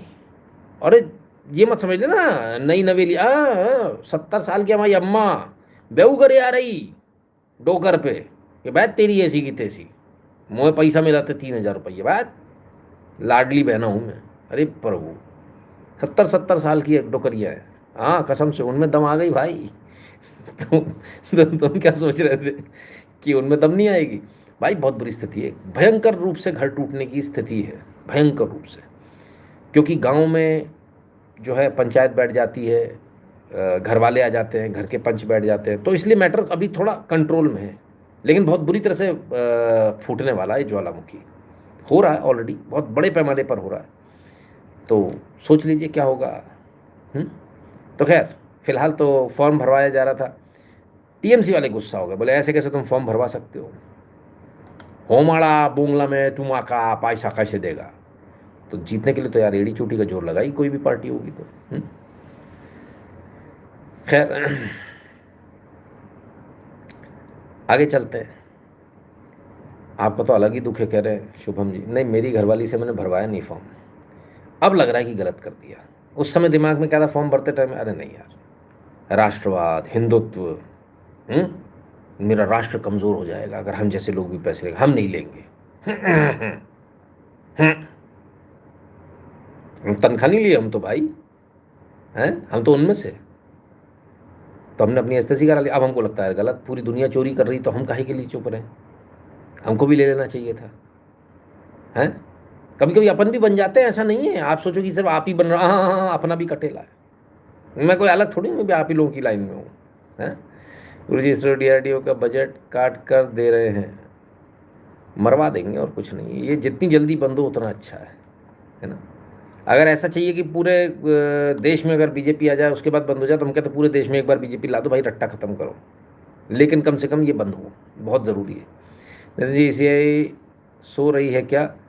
चांद पैसों के लिए घर कैसे तोड़ने देते ये रियलाइज़ नहीं होता, समय कभी एक जैसा नहीं होता। नेताओं के घर तो सही है, उनके पास अरबों खरबों रुपए हैं, और नेताओं के घर कौन से सही हैं भी आपको क्या पता भाई साहब, अंदर क्या क्या चल रहा है, मैं क्या बोलूँ, किस नेता की बोलूँ, बहुत बुरी स्थिति है ना। खैर तो कुल मिलाकर जो है देव जी के नो नोटिफिकेशन टुडे गुरु जी। व्हाट्सएप और टेलीग्राम देखिए, दोनों जगह नोटिफिकेशन मिलेगा ना सर। सिलेंडर की सब्सिडी छोड़ दी क्या? वो पूछो मत, याद मत दिलाया करो यार, ऐसी चीज़ें दिल पे बहुत भारी लगती हैं, याद मत दिलाया करो। हैं, वैक्सीन लगवा के पैसे डलवाए, खुद के डाले और सबसे डलवा दिए। अब लोग मेरे को फ़ोन करके बोले गुरु जी आपके चक्कर में पैसे डाले थे वैक्सीन के, अब वो हिसाब नहीं दे रहे आप पीएम केयर वाला। अब मैं क्या करूं, मैंने थोड़ी सोचा था ऐसा होगा, मैंने तो गुड फेथ में किया था। हाँ खैर, तो चलो आगे चलते हैं भाई। आप अकेले नहीं हो, मतलब मैं आपसे पहले बना हुआ है ना। तो 3-3 हज़ार का फॉर्म भरवा रहे थे, लोगों को लगा फॉर्म गलत भरवा रहे हैं, फलाना है ठिकाना। देखो भाई पार्टी है, कुछ भी करेगी। चुनाव में तो सर सारी पार्टियां एक जैसी होती हैं। कुछ लोग और चिल्ला रहे हैं, क्या सुनिए। दादा आप ओ दादा ओ सीआरपीएफ सर, आप वोट डालने के लिए क्यों बोला हमको इसमें? आप क्यों बोले इसको? बोलिए हमको, आप तो न्यूट्रल है, आप तो न्यूट्रल, इसमें क्या वोट डालने के लिए बोले? आप बीजेपी के लिए प्रचार कर रहे हैं क्या? आप क्यों हमको बोले इसमें वोट डालने के लिए? बोलिए क्या चल जा रहे, बोलिए क्या बोलिए? দেখুন এই সিআরপিএফ ধরে বলছে একে এখানে বিজেপিকে ভোট দিতে হবে। এই তো বর্তমান পরিস্থিতি আমাদের। ইলেকশন কমিশন থেকে শুরু করে বিজেপির ক্যান্ডিডেট ঘুরছে সঙ্গে সিআরপিএফ বলছে যে বিজেপিকে ভোট দিতে হবে। যখন আমি ভোট বললাম सीआरपीएफ वाले जा रहे थे, जिन्होंने वीडियो बनाई उनका ये दावा है कि सीआरपीएफ वाले पर्चा पकड़ा के चले गए, बोले बीजेपी को वोट दो। ये तो ठीक नहीं है। बाकी वो फॉर्म वॉर्म भरवाओ, ये सब करो, वहाँ तक तो ठीक है। अगर ऐसा है तो ये ठीक नहीं है, क्योंकि जो एजेंसीज होती हैं, जो पुलिस होती है, जो डिपार्टमेंट्स होते हैं, वो निष्पक्ष होने चाहिए, किसी के पक्ष के नहीं होने चाहिए। क्योंकि कल सरकार बदल गई तो फिर दिक्कत वाला काम है, ऐसे तो गड़बड़ हो जाएगा मामला, है ना। तो इन लोगों को कम से कम निष्पक्ष होना चाहिए, है ना। ये मुझे नहीं लगता कि सही आइडिया है। इन्हें सज़ा क्यों नहीं मिलती अंकल जी, प्रभु कहाँ है? शुभम शर्मा जी कह रहे हैं किसको सज़ा दिलवानी है? ये सारे जो गलत लोग हैं, गलत काम कर रहे हैं। आप कभी गए इनके घर, देखा आपने? आपको पता है इनकी परिस्थिति कैसी है? एक बार जाकर देखिए, करीब से देखिए, पता चल जाएगा। सबको सज़ा मिल रही है अपनी अपनी जगह, दिमाग बिल्कुल ऐसा मत लगाइएगा। खैर, तो अगर ऐसा है जैसा वीडियो बनाया, उन्होंने रोका भी और सीआरपीएफ वाला आगे भी चला गया, तो ये अपने आप में एक उचित नहीं है ना। ऐसा होना नहीं चाहिए। सीआरपीएफ वाला भी बीजेपी सपोर्टर होंगे, व्यक्तिगत आदमी हो सकता है, लेकिन जब वर्दी में हो तो आप कैसे कर लोगे? तो वो ठीक नहीं है ना। पर्चा बांट के कहना कि वोट इस पार्टी को देना, ये थोड़ा ज़्यादा हो गया भाई। थोड़ा बहुत कर लेते तो समझ में भी आती। खैर, उधर बीजेपी ने सीआरपीएफ तो इतनी लगा दी, साथ ही साथ एक सज्जन को और भेजा। उन सज्जन ने बिल्कुल हवा टाइट कर दी, इन्हें तो टैट कर दियो। हाँ, वही वाली एकदम उसी अंदाज में। आसपास के जितने भी लोग हैं अच्छी तरह से समझ लें कि अगर किसी ने बदमाशी करी तो उनका कायदे से इलाज किया जाएगा। अगर कहीं से खबर आ गई कि किसी ने कोई खुरापात करने की, किसी को परेशान करने की कोशिश की है, तो फिर उसकी खबर भी अच्छे से लेंगे। ये जहांगीर के घर वाले भी खड़े हैं, उसको बता देना कायदे से। ये बार बार जो खबरें आ रही है कि उसके लोग धमका रहे हैं, तो फिर अच्छे से खबर लेंगे, फिर बाद में रोना पछताना मत। टीएमसी के कैंडिडेट है जहांगीर, उनके घर पहुंचे और बोले कि जो बार बार खबरें आ रही हैं समझा देना उसको, नहीं तो बिल्कुल तबीयत से सही कर देंगे। कौन है? तो साहब आप हैं जो अजय पाल जी, यूपी कैडर के हैं और धुरंधर हैं, बिल्कुल एनकाउंटर स्पेशलिस्ट कह लो आप इनको, है ना। धुरंधर जो हमारे यहाँ धुरंधर है, वो तो नाम के धुरंधर, वो असल धुरंधर है। तो इनको यूपी से यहाँ लेकर आया इलेक्शन कमीशन, उत्तर प्रदेश से। बोले नहीं, स्थिति को कंट्रोल रखने के लिए। आईपीएस हैं। अजय पाल जी का पूरा नाम है अजय पाल शर्मा। मैं कह दिया था भाईजान, वो मेरे लाडले, मेरे चोचित, मेरे वंचित, मेरे पिछड़े, मेरे अगड़े, मेरे बगड़े, मेरे नीले, मेरे पीले कहाँ चले गए? वो नीले वीले को उन्होंने, अब काम पंडित जी आने, जहाँ मालूम पड़ जाए फंस गई है कहानी, वहाँ भेज दो अजय पाल शर्मा को। नाम लिखो अजय पाल। आदमी सोचे पाल है, नहीं नहीं नहीं नहीं, अजय पाल शर्मा है पूरा नाम। पूरा नाम है डॉक्टर अजय पाल शर्मा। हाँ, बाकायदा डॉक्टर साहब हैं हमारे। 2011 के आईपीएस हैं, 2011 बैच के, और उत्तर प्रदेश कैडर में है फ़िलहाल पदस्थ। तो इनको भेजा गया धुआंधार बैटिंग करने के लिए, और धुआंधार बैटिंग कर भी रहे हैं। टीएमसी वाले परेशान हैं। टीएमसी वाले कह रहे हैं हमारे लोगों को जबरदस्ती पकड़ लिया जा रहा, हमारे लोगों को ऐसा कर लिया जा रहा, हमारे लोगों को वैसा कर लिया जा रहा। लेकिन उधर टीएमसी के जो नेताजी हैं, उन्होंने बाकायदा एक प्रेस कॉन्फ्रेंस करके, प्रेस रिलीज़ करके इस बात को कह दिया कि हमारी निगाह है तुम पर अजय पाल, ध्यान रखना, ये मत सोचना कि तुम बच के निकल जाओगे, छोड़ेंगे नहीं। ऋषि भाई 7 निफ्टी फरियर निफ्टी 500 शरिया स्टॉक बेस कब से हुआ सर? मैं इसको लेना समय नहीं मिल पाया हमारे को, बाकी 1 महीना पहले मुझे इस न्यूज़ को लेना था, पर लूँगा, जल्दी लूँगा, है ना। तो उन्होंने धमका दिया आईपीएस साहब को, बोले हमारी निगाह, छोड़ेंगे नहीं, एफआईआर दर्ज होगी आपके खिलाफ चुनाव के बाद, ठीक है। तो पक्का आप आ जाओगे? इतना तो बीजेपी ने एड़ी चोटी के जोड़ लगा दिया, सारे घोड़े खोल दिए, कैसे जीतोगे? अगर बंगाल में बीजेपी की हालत के हाथ आई, इसमें नेशनल सिक्योरिटी पे क्या इम्पैक्ट होगा नितिन जी? 1 नेशन 1 इलेक्शन और ज़ोर पकड़ेगा जिस पे से छोटे पार्टी टूटे। देखिए प्रतीक जी, मुझे नहीं मालूम कि 1 नेशन 1 इलेक्शन को लेकर ये कितने सीरियस हैं, लेकिन अगर बंगाल आता है तो डेफिनेटली राज्यसभा में भी सीटें बढ़ेंगी बीजेपी की, और बीजेपी एक नई पावर के साथ उभरेगी, बहुत पावरफुल पार्टी हो जाएगी बंगाल अगर बीजेपी के हाथ आता है तो, है ना, ज़बरदस्त पावर के साथ।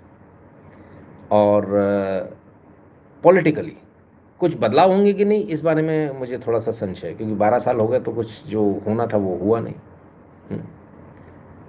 क्या कहें, चलिए आगे चलते। तो बंगाल चुनाव को लेकर जो है, इन्होंने ये धमकी दी कि हम देख लेंगे, उधर टीएमसी ने अलग धमकी दे दी, हम तुम्हें देख लेंगे, उधर ममता दीदी ने एकदम पुलिस को ही धमकी दे दिया, ओम पुलिस को धमकी दे रहा है, चौड़ तोड़े के बाद सोच लेना।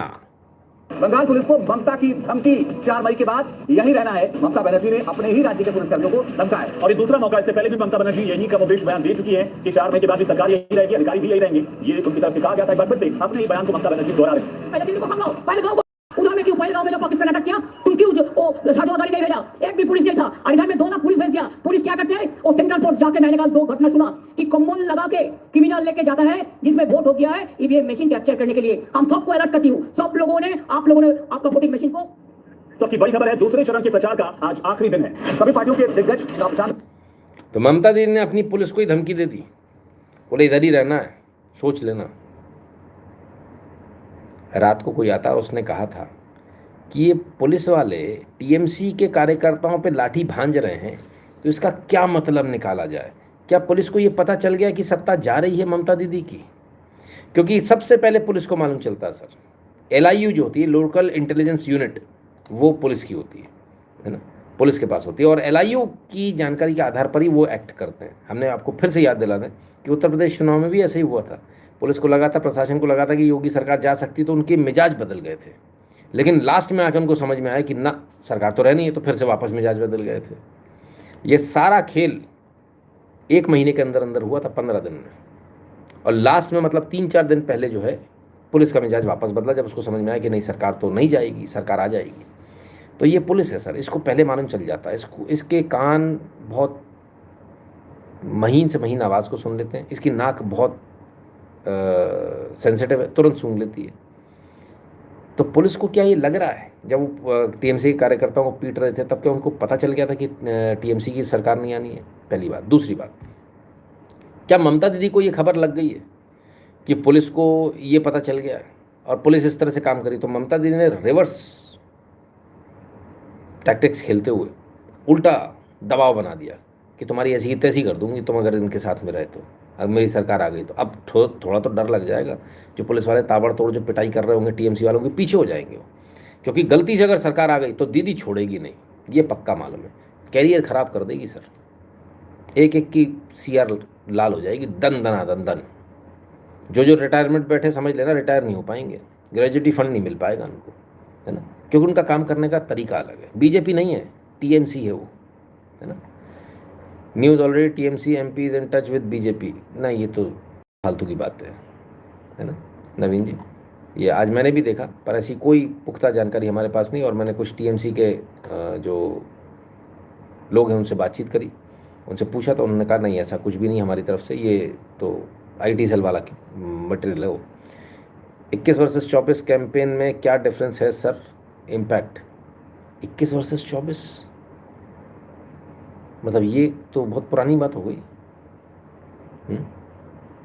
और 21 का कैंपेन थोड़ा अलग था, 24 का थोड़ा अलग था, मुद्दे ही अलग हो जाते हैं। 24 में सेंटर का चुनाव था, 21 में जो है ये चुनाव था आपका, तो कैसे उसको आप कंपेयर करोगे? जनता बहुत स्मार्ट हो गई सर, अब ऐसे नहीं चलता है ना, अब ऐसे नहीं चलता। जनता बहुत स्मार्ट हो गई, वो उसको मालूम है कि हम किस किस, अच्छा 26 बोल रहे हैं 21 वर्सेस 26, बहुत बहुत ज़्यादा फ़र्क है।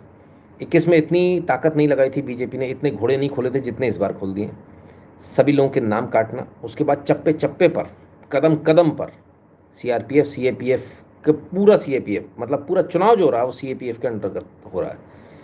बूथ के अंदर भी सीएपीएफ के लोग हैं, पहले ऐसा नहीं होता था, ऐसा कभी नहीं हुआ है ना। पुलिस रहती थी तो मैनिपुलेशन हो जाता था, इस बार मैनिपुलेशन बिल्कुल भी नहीं होने देंगे, 1% भी नहीं होने देंगे, ऐसा उन्होंने वो कर लिया। और दूसरी सबसे बड़ी बात ये, जो बीजेपी के स्ट्रॉन्ग होल्ड थे वहाँ बीजेपी चुनाव करा चुकी, ठीक है, आप समझिएगा बात को, वहाँ बीजेपी चुनाव करा चुकी बड़े प्यार से। अब बची है सेकंड फेज़ में ममता दीदी की सीटों वाली, ममता दीदी को जो सीटें मिलनी है वो वाले इलाके, अब उनमें होगा हंगामा, ना होगा तो करा दिया जाएगा, तो लोग डर के मारे वोट देने ना निकलें, ऐसा हो जाए वैसा हो जाए, है ना, तो ये चलेगा सर। तो बीजेपी ने बहुत तबीयत के साथ में जो है हिसाब किताब बनाया है और ममता दीदी को चारों तरफ से जिंच कर दिया है, कोई रास्ता नहीं छोड़ा उनके पास में कि वो बच पाएँ।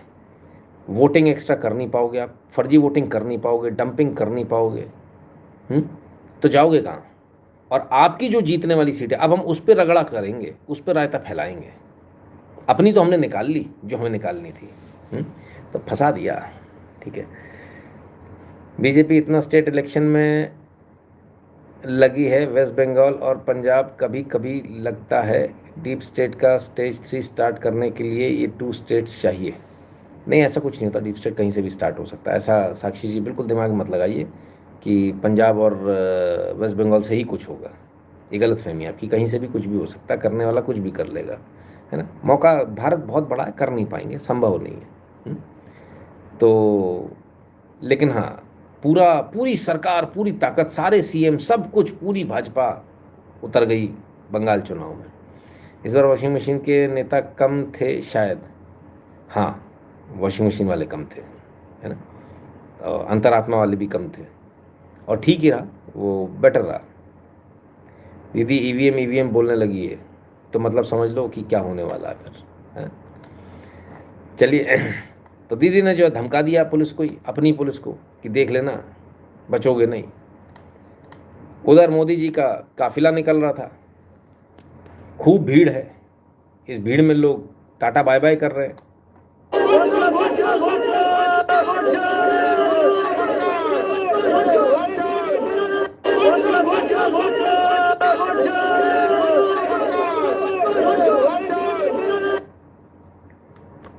तो कुछ ऐसी आवाज़ें भी आई, कुछ लोग ऐसे वीडियो भी वायरल हुए। अब पता नहीं, आज के ज़माने में बड़ा कहना मुश्किल होता है क्या सही है क्या गलत है, पर इस तरह की वीडियो काफ़ी वायरल रही, इस तरह की वीडियो जो है सबके सामने आई, और लोगों ने जो है इस प्रकार की वीडियो में जो आवाज़ आ रही वो आपने सुन ही ली होगी।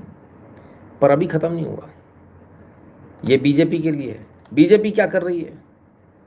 बीजेपी ने रिकॉर्ड तोड़ दी भाई सब सारे।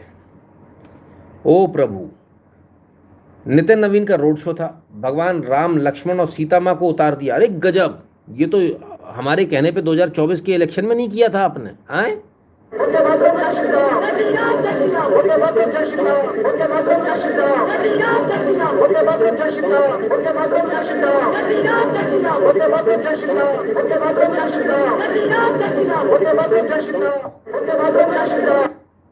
गजब गजब, वो साहब नहीं आए, ढाबा साहब, वो मोदी जी के प्रेम, नीला प्रेम कहाँ है?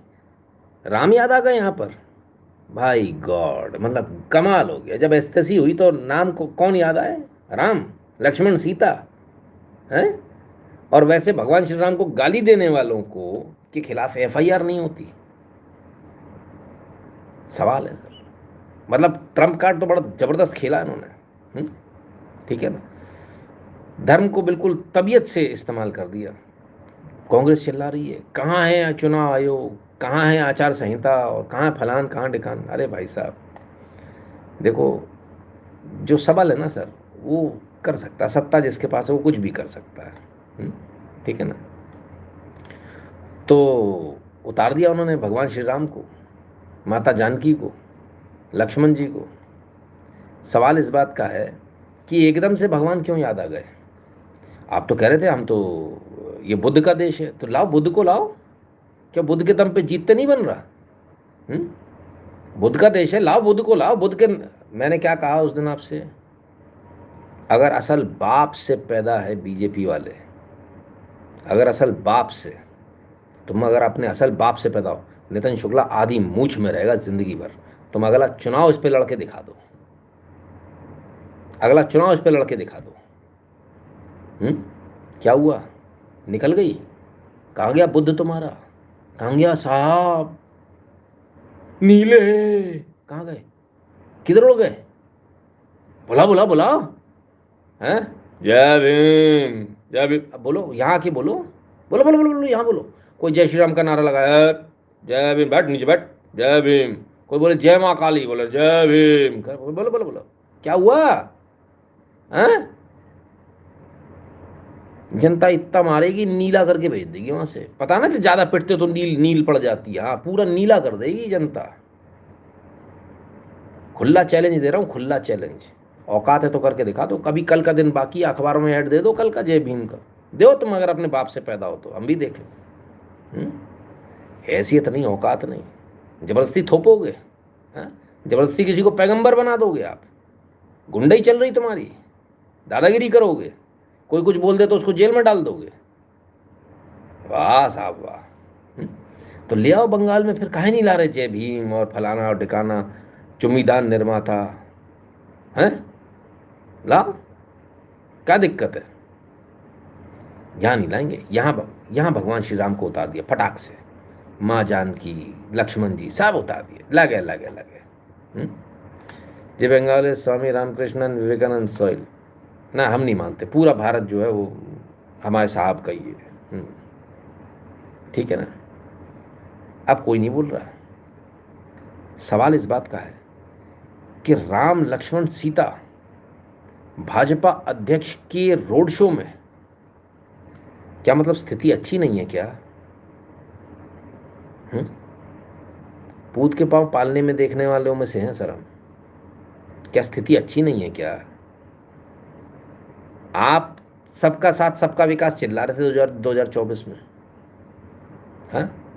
और जैसे ही डगमगाने लगे पहले फेज के बाद, अचानक से हिंदू मुस्लिम हो गया था आपका धम्म से। हिंदू हिंदू हिंदू हिंदू मुस्लिम, हिंदू हृदय सम्राट बन गए पक्क से, हैं? आज आपको भगवान राम को उतारना पड़ा सड़क पर। क्या स्थिति अच्छी नहीं है क्या? और भगवान राम को आप सड़क पे ऐसे उतार दोगे, रथ में आपके नेताजी चलेंगे, तो भगवान राम आपको आशीर्वाद देंगे क्या? हैं? कि नेताजी तो आपके चल रहे हैं उसमें गाड़ी में ऊपर, भगवान राम चल रहे आगे आगे पैदल। सोच लेना, बताना मेरा काम है भाई। भगवान के मामले में थोड़ा सा बचकर चलना चाहिए, मेरा ये कहना है। ठीक है ना। तो सोच लीजिए, विचार कर लीजिए। बताना मेरा काम था, मानना नहीं मानना आपकी इच्छा है। चलिए आगे चलते हैं और देखें सर कि क्या चल रहा है। भाषण भी सुन ले जरा, बीजेपी की रैली है, सुन तो लीजिए। ये तो यहाँ का सनातन खत्म हो जाए। अब ये चुनाव अगर हाथ से आप लोगों ने उमेश भैया को वोट नहीं दिया, क्यों रक्षा ना करी, ये हम दावे के साथ ये तो यहाँ का सनातन खत्म हो जाए। अब ये चुनाव अगर हाथ से आप लोगों ने उमेश भैया को वोट नहीं दिया। शाबाश रवि किशन जी, गजब कर दिया। अगर आपने बीजेपी को वोट नहीं दिया तो सनातन खत्म हो जाएगा। जी, कोई रक्षा ना करी, कोई नहीं बचाएगा। ये हम दावे के साथ शाबाश। तो भगवान श्री राम के बाद दूसरा जो ज्ञानवर्धन जो हुआ वो ये हुआ है कि अगर आपने बीजेपी को वोट नहीं दिया तो सनातन खत्म हो जाएगा, सनातन खतरे में आ जाएगा, कोई न बचा पाएगा। वो कह रहे हैं ऐसा, तो सही कह रहे होंगे, मुझे क्या मालूम। सही है। सनातन, वो संविधान कहाँ चला गया? आप तो कह रहे थे देश संविधान से चलेगा, और वो बीजेपी के आने से बच जाएगा सनातन, हिंदू बच जाएंगे। अच्छा, तो नड्डा जी तो कह रहे थे कि बीजेपी हिंदुओं की पार्टी नहीं है, अभी फिर से हो गई क्या? नहीं, पूछ रहा था सवाल। हाँ? गजब है, कमाल कर दिया भाई। चलिए, सनातन को बचाना है, हिंदू धर्म को बचाना है। खत्म हो जाएगा अगर ये नहीं आए तो। अच्छा, और ये आए तो क्या होगा? खुद ही बता रहे हैं, खुद ही सुनो। हम लोग बहुत सारा और मछली बिहार का, यूपी का, अनगिनत राज्यों का, जहां जहां एनडीए की सरकार है, भाजपा की, वहां की भी मछलियां ला रहे हैं। यहाँ कुएं में डालेंगे, यहाँ के तालाब में डालेंगे। जितना 4 मई के बाद 4 गुना ज्यादा मछली खाओ, कोई रोक नहीं है, सब झूठ फैलाया गया टीएमसी द्वारा। आप लोग 4 मई के बाद 4 गुना और मछली, भांत भांत की मछली हम लोग हर राज्य से लाके यहाँ के सबके कुएं पोखरा में डालेंगे, के तालाब में डालेंगे। जितना 4 मई के बाद 4 गुना ज्यादा मछली खाओ, जितना 4 मई के बाद 4 गुना ज्यादा मछली खाओ, जितना 4 मई के बाद 4 गुना ज्यादा मछली खाओ, कोई रोक नहीं है, सब झूठ फैलाया गया टीएमसी द्वारा। आप लोग 4 मई के बाद 4 गुना और मछली, भांत भांत की मछली हम लोग हर राज्य से लाके यहाँ के सबके कुएं पोखरा में डालेंगे।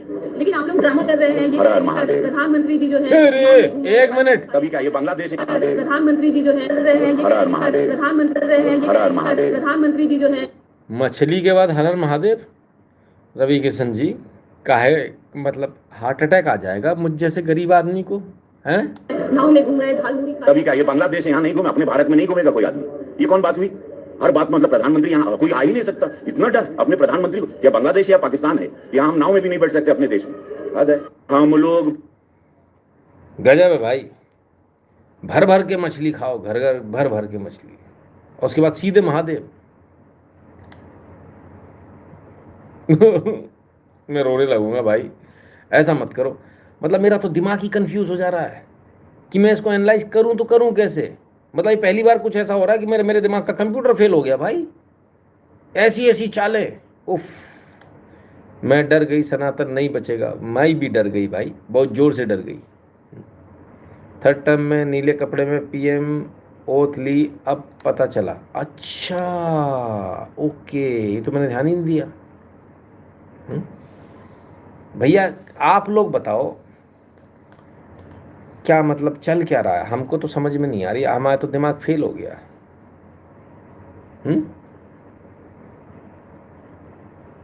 टीएमसी ने कहा था कि बीजेपी आएगी तो मच्छी भी नहीं खा पाओगे। ओके, फिर तो अपन मछली कंपटीशन कर देंगे, मछली खा खा के। चलो, जो भी हो भाई, हम तो कुछ कह नहीं सकते। अब उनकी इच्छा है, जैसा भी करें। आइए, एक के बाद एक राष्ट्रीय प्रवक्ता हैं अजय आलोक जी। ओहो, सबसे सामने रख कर दिखा रहे मच्छी। हाँ, हिल्सा। हाँ, देखो खा लियो। हाँ, क्या कह रहे हैं जरा सुने। अजय आलोक जी खुद ही अपने हैंडल से। कोलकाता बंगाल में हिल्सा, माछ और भात नहीं खाया तो क्या खाया? क्यों दीदी ममता ऑफिशियल बीजेपी को 4 तारीख को आने के बाद पूरे देश में है बंगाल की मछली खाएगा। बीजेपी को 4 तारीख को आने के बाद पूरा देश बंगाल की मछली खाएगा। जय दुर्गा माता की। नहीं देखो, हमारी दुर्गा माता को मत घसीटो भाई साहब, हैं? आपको जो खाना है खाओ, है ना। हम भी यहाँ पर पूछते हैं भाई, है ना। हम लोग नहीं खाते। ये जो है उचित नहीं है। सजी wife is Ganga ji, so many fish in Ganga. Shiv ji wife is Ganga ji. अच्छा, तो इस प्रकार की भाषा क्या सही है? मतलब मेरा काम है बताना, और मेरा सवाल है पूछना, क्योंकि बतौर वेजिटेरियन और बतौर एक ब्राह्मण होने के नाते मुझे नहीं अच्छा लगा, है ना। मुझे बिल्कुल भी नहीं समझ में आया कि ये किस प्रकार से चल रहा है। ठीक है ना, क्या बोले। चलो आगे चलते हैं। जिनको एक्सेप्टेबल है वो एक्सेप्ट करें, जिनको एक्सेप्टेबल नहीं है वो लोग अपना लिख रहे हैं, पर बंगाल में तो कुछ और ही चल रहा है। क्या कह रहे थे वो, अंबेडकर जी नहीं दिख रहे, नीला नहीं दिख रहा, ऐसा नहीं दिख रहा, वैसा नहीं दिख रहा। बीजेपी आएगी, अब तक नहीं था बंगाल में, बीजेपी आएगा तो होम भी साथ में आएगा। फर्स्ट ऑफ ऑल रिजर्वेशन होना चाहिए, मतलब हर स्टेट में है, हर स्टेट मींस हर कंट्री में है। स्टेट एक अपने वल्नरेबल ग्रुप के लिए एफर्मेटिव एक्शंस लेती है, ये बहुत नॉर्मल है, सदियों से जो प्रथा चली आती है। इसमें कोई डाउट नहीं कि ब्राह्मणों ने दूसरे कास्ट के ऊपर, लोअर कास्ट के लोअर स्ट्राटा के ऊपर ऑपरेशन किया है।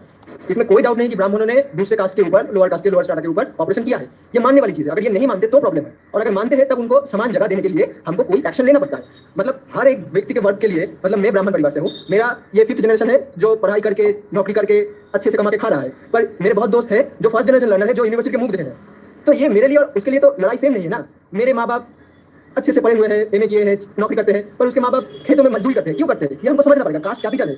मेरे परदादा ने उसके परदादा को ऑपरेशन किया था, इसीलिए वो खेत में ही है, और मेरे परदादा उसके कास्ट कैपिटल को गेन करके आज जमींदार से नौकरी से मेरे यहाँ पे बैठा। पर वो बंदा आ रहा है, मतलब उसको सरकार ने अफर्मेटिव एक्शन देके सेम प्लेग्राउंड में ले आया है। इसमें कोई भी बात, मतलब रिजर्वेशन को लेकर कोई डिबेट हो ही नहीं सकती। Reservation is not a poverty alleviation programme, ये हमको समझना पड़ेगा। ये सोशल स्टेटस को मेंटेन करने के लिए नहीं है, ये सोशल स्ट्रक्चर को समान करने के लिए, इक्विलिब्रियम लाने के लिए है। भाई गजब हो गया, कमाल कर दिया, हमें पता ही नहीं था आज तक। चलो इनने बताया, कह रही कि ऑपरेशन हुआ था। कौन सा ऑपरेशन हुआ था?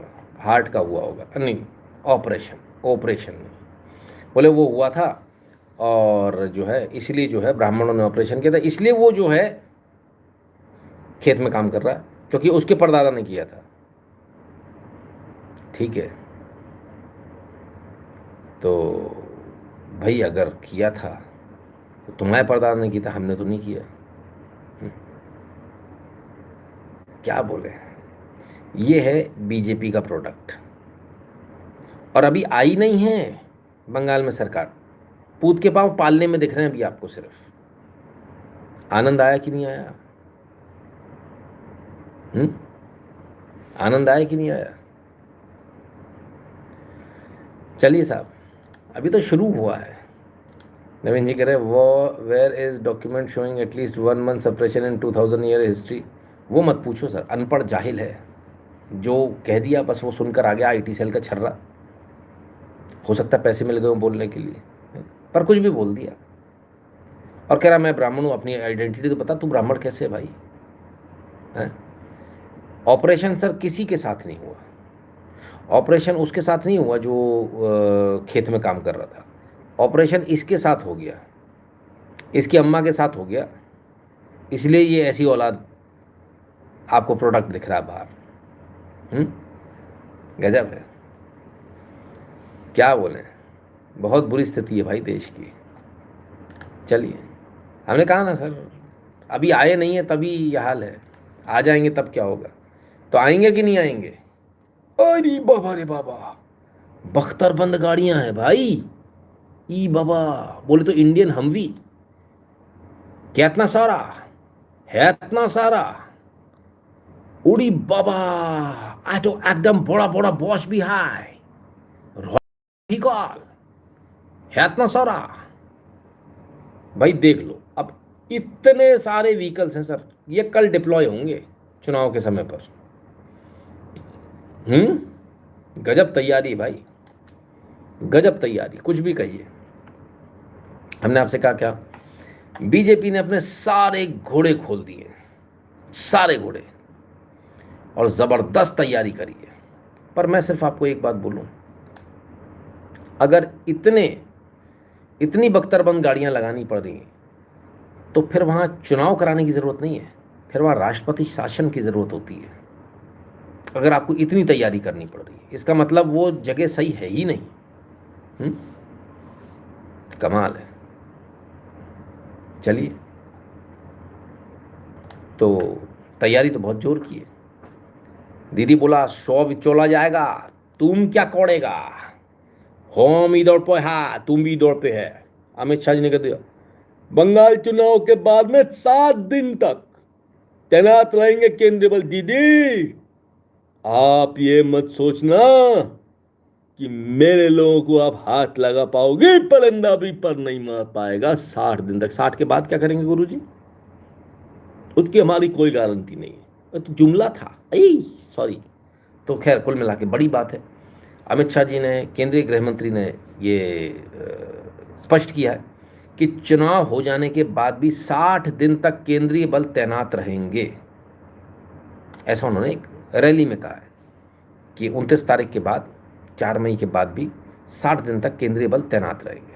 ठीक है, अच्छी बात है, लेकिन समझ में एक चीज़ नहीं आ रही अमित शाह जी, किस कानून के तहत रहेंगे? क्योंकि जब सरकार बन जाएगी, कोई ही, चाहे आपकी हो चाहे किसी की भी हो, यदि सरकार बन, अगर बीजेपी की बन गई तो हो सकता है बीजेपी एक्सेप्ट कर ले उसको कि हाँ केंद्रीय बल रह सकते हैं, लेकिन यदि कोई दूसरी सरकार आई तो मना कर देगी, वो कह देगी नहीं आपके बल यहाँ ज़रूरत नहीं, आप इनको हटाइए यहाँ से। क्योंकि कानून व्यवस्था जो होता है वो स्टेट का प्रीव्यू होता है, सेंटर का नहीं होता, आप उसमें दखल नहीं दे सकते, तो फिर कैसे होगा? Baba ji, continuation allowed to use so much vehicles, नहीं समझ में नहीं आया। ठीक है ना, तो सोचिए कि कैसे आप रख लोगे। कोई अगर नियम होगा तो बात अच्छी है, बाकी मुझे ऐसे किसी नियम की जानकारी नहीं है जहाँ केंद्र अपनी मनमर्जी से केंद्रीय सुरक्षा बलों को रख सके। और अगर रख भी लिया, 1 मिनट के लिए मान लेते तो भी FIR आप नहीं कर पाओगे, FIR पुलिस करेगी, तो और बल्ले बल्ले हो जाएगी, ममता दीदी की बल्ले बल्ले हो जाएगी। मान लो अगर जीत गई तो उन्हें हिंसा करना तो बहुत आसान हो जाएगा, तो दे दनादन मारेंगे सबको और कह देंगे कि भैया देख लो सेंट्रल फोर्सेज हैं यार, तो हमारे हाथ में थोड़ी कुछ है। तब क्या करोगे आप? तो ये तो फैसला, हाँ चुनाव में वोट डलवाने के लिए अच्छा है, ऐसा बयान चुनाव में वोट डलवाने के लिए अच्छे हैं कि लोग बेखौफ होकर बिना डर के जो है वोट कास्ट करें, उसके लिए अच्छा है। बाकी मुझे समझ में नहीं आता। बंगाल चुनाव का गर्मी किस हद तक है, सोचिए कि इंटरनेशनल खबर बन गई, अल जजीरा जैसे चैनलों पर पहुंच गई और इंटरनेशनल खबर बन गई, भैया बंगाल में लोगों के वोट का काट लिए, फलान कर लिया, ढिकान कर लिया। सुनिए। A key election is underway in India's West Bengal state. This month, more than 9 million voters were stripped of their vote. Most of them are Muslim. Officials say they just removed duplicate entries and people who have died. 2.7 million people have challenged their removal, but are still off the list. আমি এখানে জন্মগত আমার বাপ ঠাকুরদা সবাই এখানে জন্মগ্রহণ করেছে, তার বৈধ নথিপত্র আছে, আমি মাধ্যমিক কাগজপত্র দিয়েছি, তারপরেও আমার নামটা ডিলিট হয়ে গেল। West Bengal has a significant Muslim minority, about 27% of the population. It's also one of the few major states that Prime Minister Narendra Modi's right-wing Bharatiya Janata Party has never won. It's a close race, and West Bengal's Muslim population has largely backed the state's ruling All India Trinamool Congress, which opposes the BJP. So removing voters in those areas, even in part, could shift the result. And reports do suggest that Muslims have been disproportionately affected. This clearly indicates that Muslims are the most affected by this system. Modi's party says the aim is to remove people they call Bangladeshi infiltrators with no evidence from the electoral roll. Critics say the BJP is using dog whistle terms to target Indian Muslims. But how has it been possible to strip millions of their vote in the run-up to an election? After all, India is the world's largest democracy. In India, elections are overseen by the historically independent Election Commission, the EC. Former officials say the voter roll had reached near total accuracy after decades of work.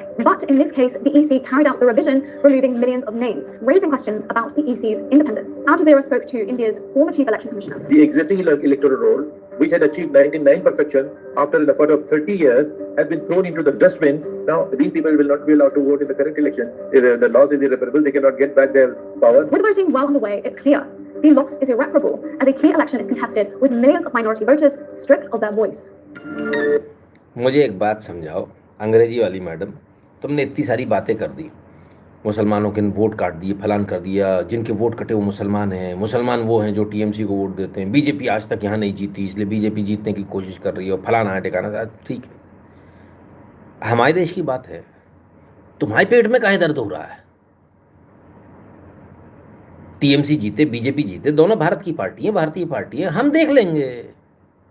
आपके पेट में वहाँ इतना दर्द क्यों हो रहा है? अल जजीरा है, आपको ऐसे क्या इंटरेस्ट है कि आपको बंगाल में जो है कोई पर्टिकुलर पार्टी जितानी है, कोई पर्टिकुलर पार्टी हरानी है? आप कौन होते हो दखल देने वाले? आपको इतना इंटरेस्ट क्यों है? कुछ बड़ी प्लानिंग कर रखी क्या जो आपकी अनसक्सेसफुल हो रही है कि अगर बीजेपी आ जाएगी तो अनसक्सेसफुल हो जाएगी या TMC आ जाएगी तो अनसक्सेसफुल हो जाएगी? कहाँ दिक्कत कहाँ है? अल जजीरा मीन्स ISI जिहादी इनएक्टिव, ISI नहीं सर, ISIS। नवीन जी ठीक है ना। राम कुमार जी कह रहे हैं मैं ब्राह्मण, मेरे दादा परदादा खेती करते थे, वेद पाठशाला भी चलाते थे, आज भी पूरा गांव वाले मुहूर्त निकालने मेरे ही घर आते हैं। सप्रेशन कब हुआ?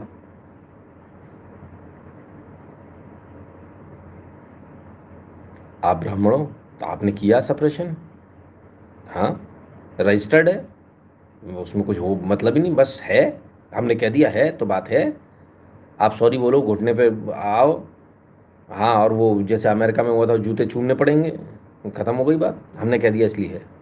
हाँ सर, कुछ नहीं है, जिसका जो मन आ रहा है वो कर रहा है, बस राजनीति के चक्कर में रिश्ते खराब हो रहे हैं, सामाजिक ताना बाना बिगड़ रहा है, समाज में दिक्कत शुरू हो चुकी है ना, इसको समझिए आप, बहुत अच्छी तरह समझ लीजिए, बहुत भयंकर दिक्कत है अंदर। जिनको समझ में नहीं आ रहा मैं उनको समझा दूँ, बहुत भयंकर दिक्कत है ना। अभी मैं बोलना नहीं चाहिए मुझे, पर मैं बोल देता हूँ। मार्केट के अंदर मैंने एक चीज़ देखी जो नहीं होनी चाहिए, वो हो रही है। एक व्यक्ति ने 2 लोगों को रेट बताया एक ही सामान के, दोनों का पेमेंट कंडीशन भी सेम है, लेकिन रेट अलग अलग है। वो अपने समाज वाले को सपोर्ट कर रहा है। आप सोच सकते हैं व्यापार में अगर ये चीज़ उतर आई, कभी सुना आपने आज तक? जब से आप पैदा हुए तब से नहीं सुना होगा। जो पैसा दे देगा रेट बराबर लग जाएगा। पर अगर व्यापार में ऐसी चीज़ आ रही है कि दोनों की पेमेंट कंडीशन सेम है, दोनों को सेम माल जाना है, और एक को रेट अलग, और ज़्यादा फर्क नहीं है, थोड़ा बहुत फ़र्क है, लेकिन उतना फ़र्क भी बहुत हो जाता है व्यापार में, सिर्फ इसलिए कि ये मेरे समाज का है, तो आप समझ लीजिए कितनी बुरी हालत है। मैंने कहा ना, बर्बाद कर दिया इस देश को राजनीति के चक्कर में, अपने वोट बैंक की खातिर सत्यानाश मार दिया, हिंदुओं की ऐसी की तैसी करके रख दी। हिंदुओं का सबसे ज़्यादा नुकसान अगर किसी ने किया तो वो आज की तारीख में जातिवाद फैलाकर बीजेपी ने किया। जिम्मेदारी के साथ बोल रहा हूँ इस बात को, सबसे ज़्यादा नुकसान, आगे भी आने वाले समय में सबसे ज़्यादा नुकसान यही करेंगे, है ना। तो बाकी तो सर मुहूर्त आप निकालते रहिए, क्या कर सकते हैं, लेकिन जो रियलिटी है वो यही है। पता नहीं क्या हो गया, सब कुछ अच्छा भला चल रहा था, सब कुछ अच्छा भला चल रहा था, पर इनको पता नहीं क्यों कौन सा कीड़ा काटा एकदम से। मतलब आप सोचो सर, आपकी गाड़ी बढ़िया एकदम चकाचक दौड़ रही है स्पीड में, and out of the blue आप ब्रेक मार दो और पूरी गाड़ी पलट जाए। कुछ ऐसा कर दिया अजीबोगरीब, सब बढ़िया स्मूथली चल रहा था, सब कुछ अच्छा चल रहा था, चकाचक चकाचक। थोड़ी बहुत दिक्कतें होती है, आदमी चिल्लाता था, बात खत्म हो जाती है थोड़ी बहुत, उसमें कुछ वो नहीं था, but never ever expected such behaviour from such a party.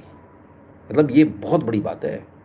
Congress करती समझ में आता, बसपा सपा करती, कोई दूसरी पार्टी करती समझ में आता था, बीजेपी को अलाउड नहीं था ये करना, बिकॉज वो अपने आप को बोलते थे we are a party with a difference. हम तो सरनेम नहीं पूछते, नितिन जी बोलते हैं, शुक्ला नहीं लगता। ऐसी मीठी मीठी बातें करने के बाद में ऐसा भयंकर खंजर कि आत्मा कांप जाए, रूह कांप जाए आदमी की। आप हारोगे जीतोगे उससे फर्क नहीं पड़ता, इससे फर्क नहीं पड़ता, आपको वोट मिलेंगे नहीं मिलेंगे उससे फर्क नहीं पड़ता। आपने जो महापाप किया है लोगों का दिल तोड़ने का, इस पाप से कैसे बचोगे ये बता दो बस। ये महापाप है, आपने लोगों का दिल तोड़ा, आपने लोगों के रिश्ते तोड़ दिए, इस महापाप से कैसे बचोगे? खैर चलिए, हो सकता है मेरी नज़र में हो, दूसरों की में ना हो, दूसरों की में कोई मास्टर स्ट्रोक हो, क्या मालूम। खैर वापस आते हैं, तो हमारा सवाल ये है कि अल जजीरा और दुनिया को इतनी चिंता क्यों है कि वहाँ नाम कट गए, वहाँ फलाना हो गया, वहाँ ऐसा हो गया, वहाँ ये हो गया। भाई आपका क्या इंटरेस्ट है भारत में? और अगर है तो हमें तो कबूल नहीं है, हमें कोई फॉरेन हैंड नहीं चाहिए, हम अपने लोगों से निपट लेंगे। लड़ाई होगी, झगड़ा होगा, हमारे अपने हैं, हम पिट लेंगे पीट लेंगे, हमें आपकी ज़रूरत नहीं है सर, बिल्कुल ज़रूरत नहीं है। ठीक है, कांग्रेस जीतेगी, कांग्रेस जीते, लेफ्ट जीते, टीएमसी जीते, बीजेपी जीते, ये हमारे देश की पार्टियां हैं, ये हमारे देश के नेता हैं, हम इनसे निपट लेंगे। आपको घुसने की ज़रूरत नहीं है, आपको एंट्री नहीं देंगे हम। आप ये सोचो कि वो टीएमसी की बात हो रही है, ऐसा हो रहा हो, ये टीएमसी सपोर्टर तो हमारे पास आ जाएगा, वो बीजेपी सपोर्टर तो हमारे पास आ जाएगा, ऐसा ना, हमारे यहाँ ऐसा नहीं हो पाएगा, है ना। It should go loud and clear, मेरे देश का मैटर है, मेरे देश में निपटेगा, आप कोई नहीं होते हो। और आपको किसने कहा ये न्यूज़ बनाने के लिए और ये न्यूज़ ब्रॉडकास्ट करने के लिए? कौन है वो लोग जो ये चाह रहे हैं कि यहाँ पर कौन जीते कौन हारे उसमें उनका दखल हो? सवाल इस बात का, पैसा किसने दिया था इस न्यूज़ के लिए? हमारे देश में ये बहुत गंभीर मामला है, आप लोग इसको बहुत लाइटली ले रहे हैं। सरकार को, केंद्र सरकार को इस पर सोचना चाहिए, इस पर जांच बैठानी चाहिए। बाहर का चैनल हमारे देश के उसमें कैसे कुछ बोल सकता है? और अगर ऐसा है तो इन चैनल्स पर थोड़ा सा सख्ती करने की ज़रूरत है, उन पर थोड़ा सा प्रभाव दिखाने की ज़रूरत है। अरे कहाँ आप लोग चिरकुट जरा जरा सा किसी ने कुछ लिख दिया तो जो उसका पोस्ट डिलीट करना चाहते हो। यहाँ नहीं दिख रहा है इतना बड़ा कांड कर रहा है वो बैठ के सामने, विदेश में बैठ के क्या कर रहा है वो, आपको समझ में आ रही है? वो आपके देश में, आपके बंगाल में आपके दंगे भड़काने का प्रयास कर रहा है। कमाल हो गया, वो नहीं दिख रहा भाई। या तो मैंने चरस पी रखी है या सरकार ने, दो में से कुछ एक चक्कर है, हाँ? बाकी आप लोग बता दो किसने पी है। मेरा तो दिमाग घूम गया है। जहाँ काम होना चाहिए वहाँ काम नहीं करते हैं। कि किसी ने कुछ लिख दिया उसके पीछे पर चले जाते हैं, किसी ने मीम बना दिया उसका डिलीट कराते घूमते हैं। अरे भाई इसको डिलीट कराओ, लेटर लिखो सीधे कतर को, ये क्या हो रहा है ये? खैर, कोई जलजीरा नहीं पीता सर। अरे नहीं सर, ये लोग नैरेटिव चलाते हैं, ये लोग बदमाशियां करते हैं ताकि कल को इनका प्लान होगा कुछ लफड़ा करने का, और वो प्लान जो है फुलफिल हो उसके लिए अभी से भूमिका बनाई जा रही है। समझ में आ रहा है आपको कि कल हम जो करेंगे उसकी भूमिका आज। खैर, तो ये जो कह रहे हैं क्या ये पॉसिबल है? ऐसा पॉसिबल है? चलिए हम एक छोटा सा एनालिसिस करने की कोशिश करते हैं। वेस्ट बंगाल में जो पिछली बार जो वोट डिफरेंस था, वो वोट डिफरेंस तकरीबन 10% का था, है ना? और 10% के वोट डिफरेंस में जो सीटों का डिफरेंस था वो बहुत ज़्यादा था। बीजेपी को 48% मिला था, सॉरी टीएमसी को 48% मिला था, बीजेपी को मोटा मोटा 38% मिला था।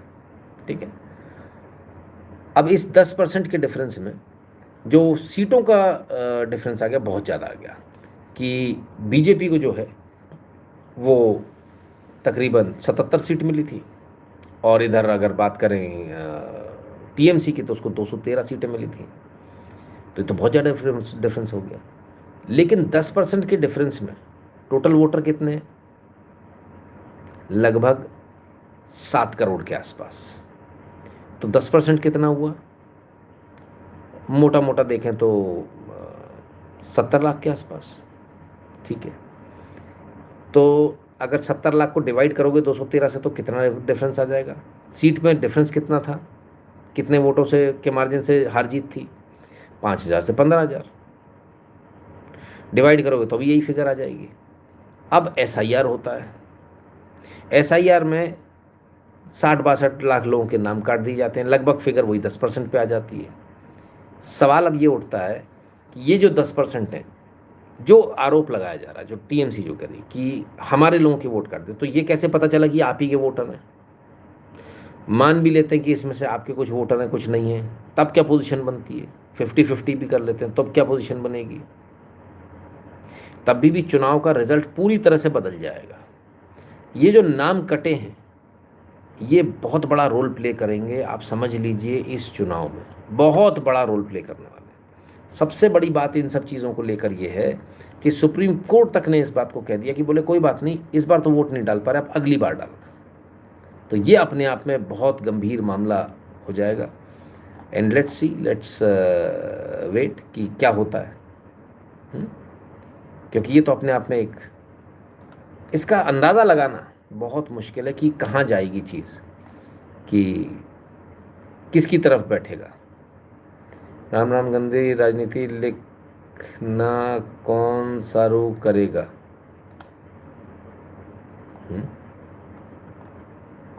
तो अब जो सिचुएशन है सर, एनालिसिस करने वालों की तोते उड़ जाएंगे, क्योंकि कल तो वोट गिर जाएगा और इसके बाद में जो है काम ख़त्म। फिर क्या करेंगे? फिर जो है एनालिसिस है, लोग अपने अपने एनालिसिस देंगे और फिर 4 तारीख को रिजल्ट आ जाएगा। देखते हैं क्या होता है। तो बहुत सारी चीज़ें हैं जिनको लेकर बातचीत है, और कई सारे लोग खुश हैं, कई सारे लोग नाराज़ हैं। सबका अपना अपना एक व्यू पॉइंट है। चलिए आगे चले, उससे पहले आपको याद दिला दें www.nitinshukla.in पर आपको जाना है। वहाँ आपको QR कोड मिलेगा, उसे स्कैन कीजिएगा, अपना अमाउंट भरिएगा, अपने नाम और नंबर के साथ में सेंड कर दीजिएगा। सोशल मीडिया के तमाम सारे प्रोफाइल मिलेंगे, सबको फॉलो कर लीजिएगा। टेलीग्राम और व्हाट्सएप का चैनल फ्री है, दोनों से जुड़ जाएगा। जो भारत के बाहर है पेट्रियन और पेपल वाला बटन दबाकर अपना अपना पेमेंट करने का कष्ट करें। राजनीति में आज एक और हलचल हुई, बड़ी गजब की हलचल हुई। आपको ऐसा देखने को कम ही मिलेगा। हंसी आ रही, चोर को कह रहे हैं चोरी की जांच कर ले। नहीं, अब जो भी आप कहें, मैं तो नहीं कह रहा हूँ कि कोई जांच कर ले या कुछ भी है। मैं तो सिर्फ ये बता रहा हूँ कि इससे फर्क नहीं पड़ता वाली बात नहीं है। फर्क पड़ेगा और बहुत बड़ा फर्क पड़ेगा। या तो फड़क किधर जाएगा या वो फड़क उधर जाएगा। जिधर फड़क फड़फड़ाएगा वही पार्टी जीतेगी, है ना। इसलिए थोड़ा गंभीर स्थिति है। Sir, more than 70% voter whose names are cut are Hindu. Ashish Sharma ji कह रहे हैं, नहीं, मेरे पास जानकारी थोड़ी दूसरी है ना। मेरे पास जानकारी थोड़ी सी दूसरी है। तो बाकी ऐसा नहीं है। कुछ जगह हमारे एक लाइव के दर्शक हैं, हमने उनको फ़ोन लगा पूछा, उनका नाम काट दिया। राष्ट्रवादी आदमी, हिंदूवादी आदमी का नाम उड़ गया SIR से। बोला दिमाग खराब हो गया साहब इन लोगों का। हम बोले बिल्कुल एकदम दिमाग खराब हो गया, पगला गए हैं, है ना। तो खैर 91 lakh voters cut how, Sumit Shah ji 91, फिर तो स्थिति ज़्यादा गंभीर है भाई। जो भी हो, अब जो भी होगा सो होगा।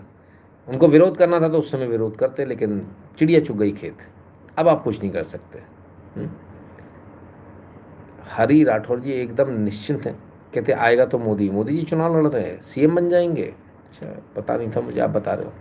चलिए एक बड़ी खबर पर चलते हैं सर। बड़ी क्या छोटी क्या, देखिए मज़ेदार चल रहा है। Arvind Kejriwal boycotts hearing in liquor policy case before justice Swaranakanta Sharma. I invokes Gandhian satyagraha. इनमें मर गया रे बाबा, कसम से। धरनाबाज आदमी कहते हैं जब ये हार गए, उन्होंने बोला कि नहीं मैं इस केस की सुनवाई करूंगी। वो सही गलत एक अलग मैटर हो सकता है, वो बहस का विषय हो सकता है, लेकिन मुद्दा ये कि जब वो सुनवाई कर रही हैं, उन्होंने कहा मैं ही सुनवाई करूंगी, मैं रिक्यूज़ नहीं करूंगी। तो अरविंद केजरीवाल जी कहते हैं मैं जाऊंगा ही नहीं कोर्ट में, मैं अपना पक्ष ही नहीं रखूंगा। फिर क्या होगा? तो एक्स पार्टी हो जाएगा, उसमें कौन सी बड़ी भारी बात है। हाँ, पहले केजरीवाल जी को सुन लेते हैं। नमस्कार। जिंदगी में कई बार ऐसे मौके आते हैं जब जीत या हार मायने नहीं रखते, उससे भी बड़ा हो जाता है सही और गलत का सवाल। क्या सही है और क्या गलत है। ऐसे समय में हमें यह तय करना होता है कि हम मुश्किल रास्ता चुनेंगे या आसान रास्ता। आज मैं भी एक ऐसे मोड़ पे खड़ा हूँ। आप सब जानते हैं कि मुझे एक झूठे केस में फंसाया गया, मुझे जेल भेज दिया गया, एक चुनी हुई सरकार को गलत तरीके से गिरा दिया गया, हमें कई महीने जेल में रखा, पर आखिरकार सच की जीत हुई। 27 फरवरी को अदालत ने मुझे पूरी तरह निर्दोष घोषित कर दिया। कोर्ट ने कहा केजरीवाल निर्दोष है, केजरीवाल ने कोई भ्रष्टाचार नहीं किया। कोर्ट ने CBI की जांच पर ही सवाल खड़े कर दिए। मुझे लगता है केजरीवाल जी को कोई समस्या हो गई है। केजरीवाल जी कहते हैं चुनी हुई सरकार को गलत तरीके से गिरा दिया गया। ये सरकार है भाईजान, ये हमने गिरा दी टप। मतलब याददाश्त प्रॉब्लम है, कुछ और प्रॉब्लम है। आप चुनाव लड़े, चुनाव में बुरी तरह से हार गए, आप खुद चुनाव हार गए, आप क्या बात करते हो? गलत तरीके से सरकार हटा दी, कुछ भी। चलिए आगे सुने। और जांच अधिकारी के खिलाफ एक्शन लेने के आदेश दे दिए, लेकिन सच का रास्ता आसान नहीं होता।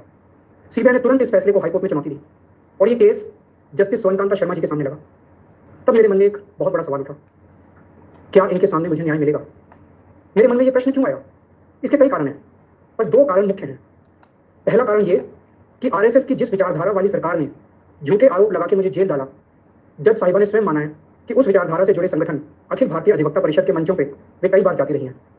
मैं और आम आदमी पार्टी उस विचारधारा के घोर विरोधी हैं। ऐसे में क्या उनके सामने मुझे न्याय मिल सकता है? दूसरा कारण कॉन्फ्लिक्ट ऑफ इंटरेस्ट। कोर्ट में मेरे विपक्ष में केंद्र सरकार की CBI है और जस्टिस सवर्णकांता जी के दोनों बच्चे केंद्र सरकार में काम करते हैं। उनके दोनों बच्चे केंद्र सरकार के वकीलों के पैनल में हैं।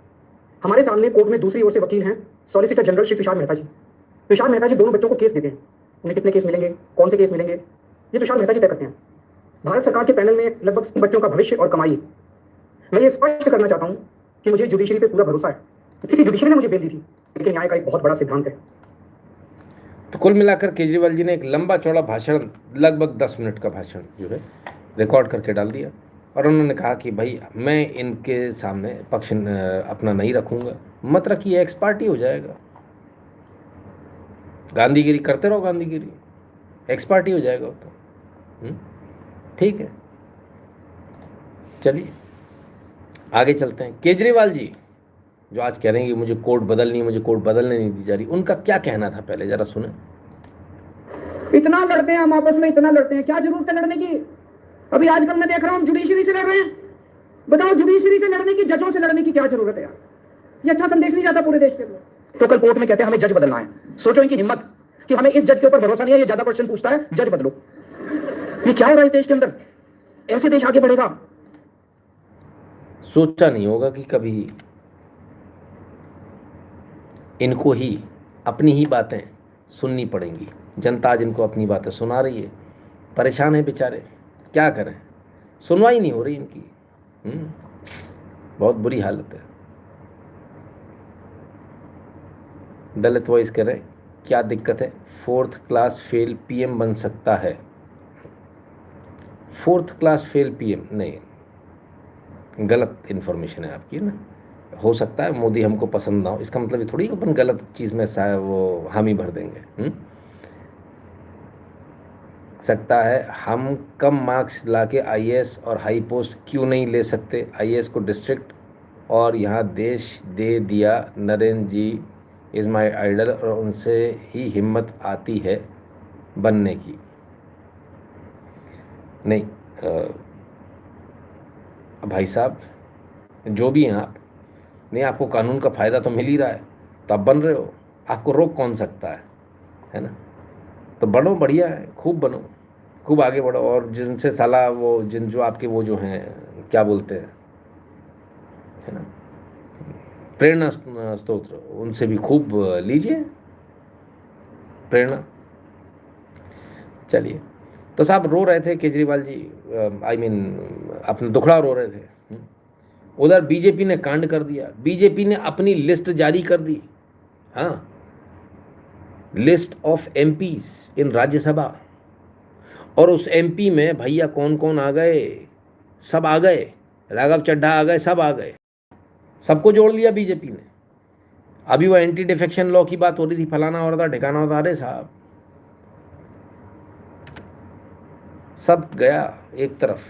उन्होंने लेटर लिखवा लिया, बोले इस तरह से आप पार्टी में विलय करने के लिए तैयार है। बीजेपी से पूछा, बीजेपी बोली हाँ हम तैयार हैं। उनकी पार्टी का विलय हो गया, सारे के सारे सांसद इधर आ गए। अरविंद केजरीवाल जी बेचारे चिल्लाते रह गए कि ये गलत हो रहा है, ऐसा हो रहा है, वैसा हो रहा है। कुछ नहीं होना सर, गई चिड़िया चुग गई खेत। सर कहाँ लगे हो आप? राघव चड्ढा जी ने अपनी सफाई दी है। वो आए पहली बार सामने पार्टी तोड़ने के बाद, बीजेपी में शामिल होने के बाद। पिछले 3 दिनों से आप सबके बहुत मैसेजेस आ रहे हैं। आप में से ज्यादातर लोग मुझे बेस्ट विशेस दे रहे हैं, कांग्रेचुलेट कर रहे हैं, और कुछ लोग मेरे इस फैसले के पीछे क्या रीजंस हैं वो जानना चाहते हैं। तो आज ये वीडियो उनके लिए और उन लोगों के लिए भी जिन लोगों ने शायद मेरी प्रेस कॉन्फ्रेंस नहीं देखी।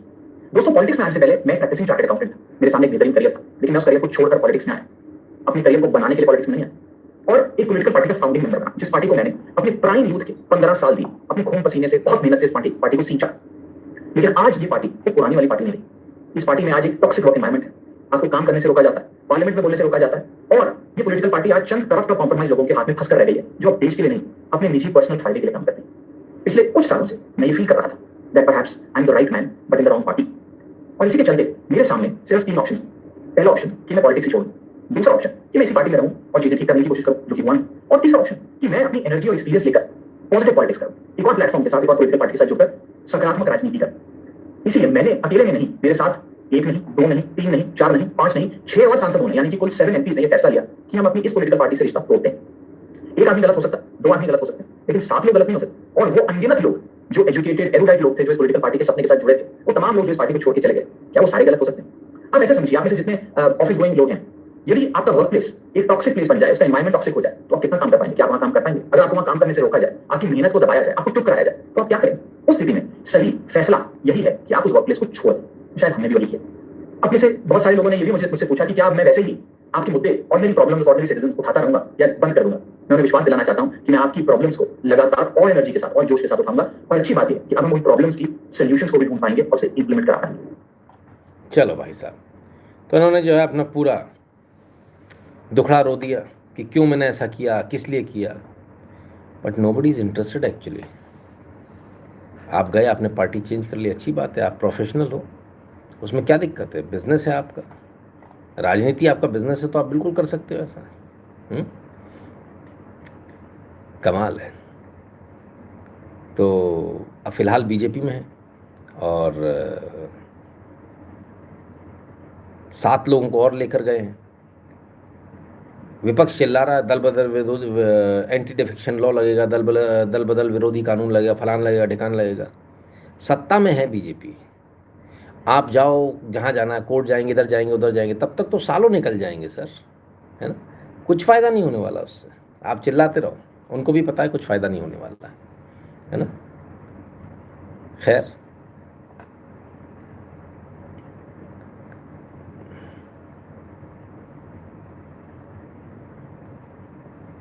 क्या पंजाब सरकार जाएगी? नहीं, मुझे नहीं लगता, है ना, मुझे बिल्कुल नहीं लगता ऐसा। आइए उधर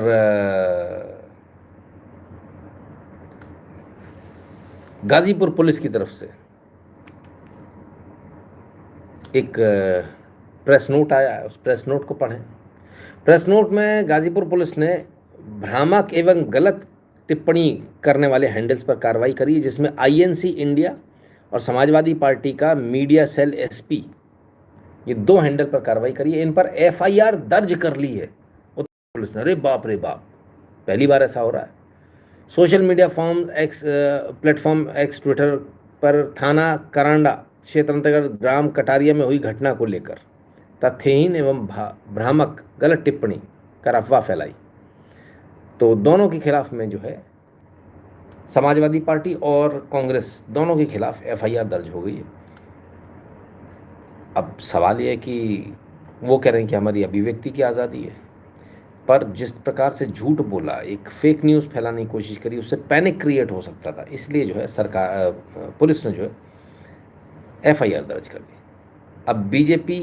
अब कांग्रेस और समाजवादी पार्टी दोनों की बल्ले बल्ले, दोनों जाओ चक्कर लगाते रहो, है ना, कोर्ट के चक्कर लगाते लगाते निकल जाएगी बीजेपी फ्री रहेगी तब तक।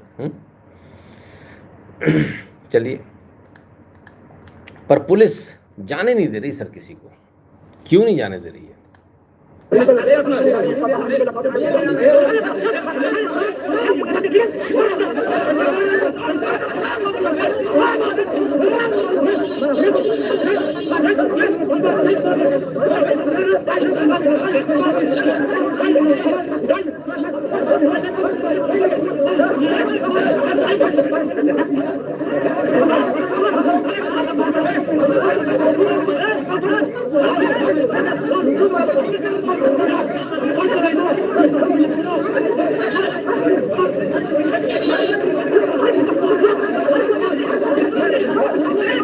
तो यहाँ तो मार पिटाई सब कुछ चल रही है, पुलिस बाहर के लोगों को जाने नहीं दे रही है।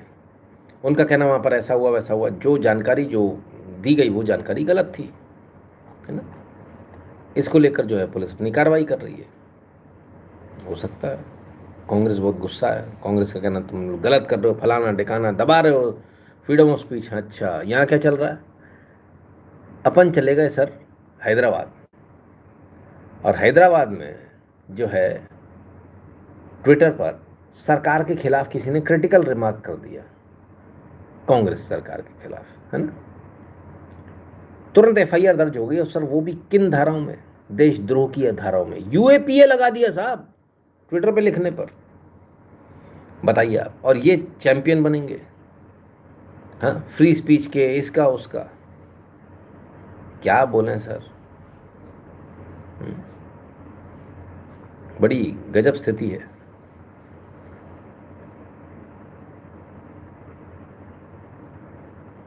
चलिए और आगे चलते हैं।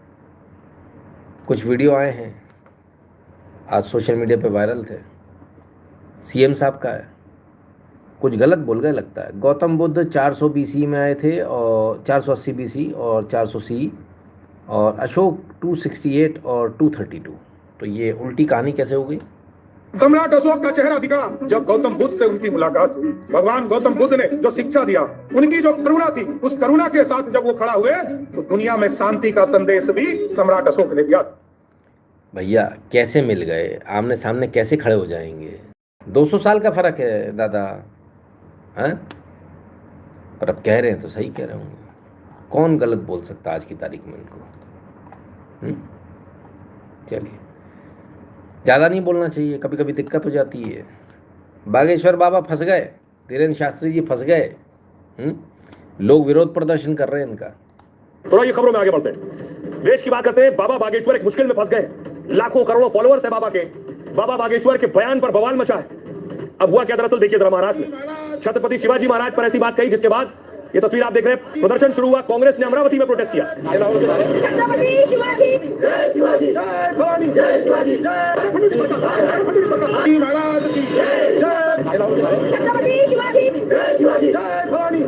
न सिर्फ अमरावती, महाराष्ट्र के अलग अलग शहरों में ये तस्वीर देख रहे हैं। पूरे पुणे में बाबा बागेश्वर के खिलाफ इस तरह गुस्सा।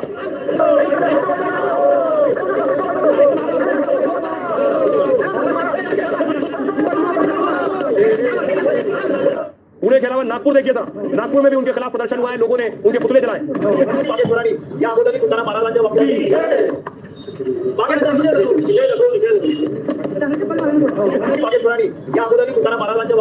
बाबा बागेश्वर के खिलाफ बाकायदा शिकायत दी गई है। छत्रपति संभाजीनगर की तस्वीर आप देख रहे हैं, जहां लोग पहुंचे, पुलिस में भी शिकायत दर्ज कराई है। फिर शिवाजी महाराज जब बहुत थक गए युद्ध करते करते, उनको लगा कि हम थक गए, हमारा 1% भी इस प्रकार का कोई मत नाही था। अच्छा, इतिहासामध्ये किंवा आपल्या इथे जे काही ग्रंथ उपलब्ध आहेत त्याच्यामध्ये अशा प्रकारचा कुठले दाखवा? शिवाजी महाराज का इतिहास युद्ध से बदल रहा है। मुख्यमंत्री को गुस्सा क्यों नहीं आ रहा? राम कथा सुनाने वाले बाबा बागेश्वर ने जब छत्रपति शिवाजी महाराज की कहानी सुनाई, तब से पूरे महाराष्ट्र में बवाल मच गया है। कोई बाबा का पोस्टर लेकर सड़क पर निकल आया तो किसी ने बाबा के पुतले को आग के हवाले कर दिया। महाराष्ट्र में शहर शहर हंगामा शुरू हो गया और बाबा की महाराष्ट्र में एंट्री बैन करने की मांग होने लगी। आइए आपको बताऊं कि आखिर बाबा बागेश्वर ने ऐसा कहा क्या जिसके बाद ये बवाल और हंगामा मचा है। सड़क सड़क जगह जगह उनके पुतले जलाए जा रहे हैं। देखिए सर, दरअसल छत्रपति शिवाजी महाराज पर विवादित बयान का मामला है नागपुर का। बाबा बागेश्वर ने मंच संभाला तो शिष्य गुरु पर छत्रपति की कहानी सुनाई। उन्होंने कहा कि छत्रपति शिवाजी महाराज लगातार युद्ध करते करते थक गए और एक दिन थक समर्थ स्वामी रामदास जी के पास गए। वहां उन्होंने अपना मुकुट उतार दिया और समर्थ स्वामी रामदास से कहने लगे कि अब युद्ध नहीं लड़ना चाहते, अब अपनी सत्ता और मुकुट सौंप देना चाहते। बागेश्वर बाबा के मुताबिक तब छत्रपति से समर्थ स्वामी रामदास ने कहा उस वक्त एक शिष्य का कर्तव्य गुरु की आज्ञा मानना है, और इसके साथ ही उन्होंने मुकुट छत्रपति शिवाजी के सिर पर रख दिया। उस दौरान आदेश दिया कि छत्रपति शासन गुरु की आज्ञा से चलाएं। दरअसल समर्थ स्वामी रामदास जी छत्रपति शिवाजी महाराज के गुरु हुआ करते थे, लेकिन बागेश्वर बाबा के इस बयान को लेकर हंगामा खड़ा हो गया। अब विपक्षी दलों और मराठा संगठनों ने बागेश्वर बाबा के दावे को गलत बताया है। उनका कहना यह है कि छत्रपति शिवाजी ने कभी थक कर ऐसी पेशकश नहीं की और बागेश्वर बाबा का बयान छत्रपति शिवाजी के गौरवशाली इतिहास का अपमान है। इसी वजह से बागेश्वर बाबा के खिलाफ महाराष्ट्र के कई हिस्सों में प्रदर्शन हो रहा है। फंस गए, अच्छी बड़ी कथा कर रहे थे अपनी, इतिहास में काहे कूद गए खाली पीली में, दिक्कत हो गई। तो लोग अब विरोध कर रहे हैं और वो भी छत्रपति शिवाजी महाराज के बारे में बोलना ही उचित नहीं भाई, चुप रहने का मामला बनता है। जहाँ ज़्यादा लफड़ा होना उधर चुप रहना, बोलना ही नहीं। आपकी काली ज़बान है, आप FCRA लाइसेंस मिला और आपने बोला था सर, अब मैं क्या करूं भाई? गब्बर सिंह जी बताओ। फर्स्ट रिमूव माजार ऑफ मुगल, अरे भाई साहब क्या कहें। तो उल्टा हो गया सर। इस बार जो है महाराष्ट्र की जो जनता है उसने कह दिया ठठरी के बरे। क्या कहें, कभी कभी ऐसा हो जाता है। ज़्यादा काम कर रहे हैं बागेश्वर जी, हैं धीरेन्द्र शास्त्री जी, बहुत ज़्यादा काम कर रहे हैं। ज़रूरत नहीं, थोड़ा रेस्ट लो, थोड़ा आराम से, काहे के लिए इतना परेशान होना। चलिए देखें सर और क्या चल रहा है। आई छत्रपति शिवाजी महाराज का बौद्ध धर्म से संबंध, आई ये कब हुआ? ये तो हमने कभी नहीं पढ़ा, लेकिन अब पढ़ाया जाएगा ऐसा सुनने में आ रहा। नई नई किताबें लिखी जा रही, नई नई चीज़ें हो रही हैं, ऐसा सोशल मीडिया पर वायरल, हमको नहीं मालूम। हाँ, कमाल है। सबको जोड़ना एक ही जगह, बौद्ध। अब छत्रपति शिवाजी महाराज को भी बौद्ध बना लो, हमें तो समझ में नहीं आ रहा भैया। क्रिश्चियन मिशनरी की आग इंकला हम्म।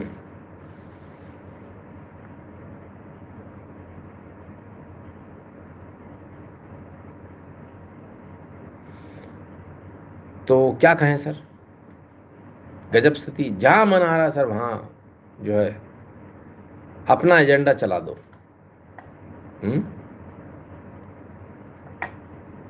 चलिए आगे चलते हैं। सरकार से लोकसभा में सवाल पूछा गया था कि आपने कितना ऑयल रिजर्व भारत के पास है और कब से है। सरकार का जवाब आया 2014 में हमारे पास ऑयल रिजर्व की जो वो थी वो 5.33 MMT था और 2026 में भी 0.33 MMT है। ठीक है, यानी जो कुल मिलाकर बात यह है कि जो रिजर्व जो बने वो बीजेपी सरकार से पहले बने और बीजेपी सरकार ने उसके बाद कोई रिजर्व नहीं बनाए। तो ये गंभीर मुद्दा है। हमने आपको पहले खबर बताई थी, गलत तो नहीं बताया ना?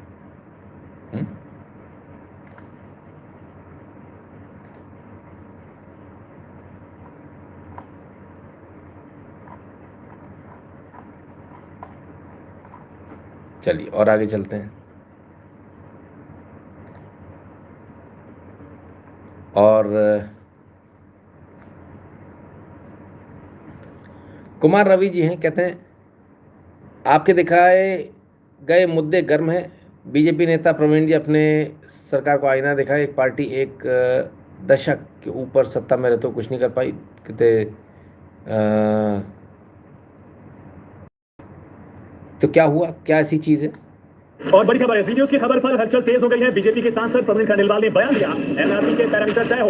सांसद जी मांग कर रहे हैं, कहा उपभोक्ता के साथ चीटिंग सही नहीं है। डीएनए में देश का मुद्दा उठाया गया। आरजेडी और कांग्रेस ने भी जी न्यूज की मुहिम का समर्थन किया है, सपोर्ट किया है। खास करके आम लोगों के साथ ये बड़ा खेल नहीं होना चाहिए। इन्हें कहीं एमआरपी लगाने का पैमाना क्या है ये भी तय होना चाहिए और किस रेशनल में एमआरपी लगे जिससे कि कंज्यूमर को चीट ना किया जा सके। ये बहुत महत्वपूर्ण विषय है। मुझे तो सर वही वाला मुद्दा आ गया जो हमने आपसे कहा था। सबको चिंता हुई अचानक से, अरे इतना ज़्यादा मार्जिन कैसे हो सकता है? तो जो आपको बताया सही बताया, गलत तो नहीं बताया कहीं। ठीक है ना? आइए आगे चलते हैं। अब एक इम्पोर्टेंट अनाउंसमेंट कर दूं आप लोगों के लिए। टेलीग्राम पर चैनल है नितिन शुक्ला ओरिजिनल चैनल। ये वाला कोई नितिन शुक्ला चैनल है जिसमें लिखा हुआ है not an official channel, not an official account. ठीक है, तो आप से देख कर लीजिए या देख कर जुड़िए कौन से चैनल से जुड़ रहे हैं, कौन से चैनल से नहीं। गलत जगह मत जुड़ जाइएगा, है ना? क्लियर है? और ऐसे कितने चैनल चल रहे हैं नितिन शुक्ला के नाम के, ज़रा कृपया कर मुझे बताने का कष्ट करें कल सुबह, तो मैं भी तो देखूं कि माजरा है क्या, ये किस लिए चलाए जा रहे हैं भाई।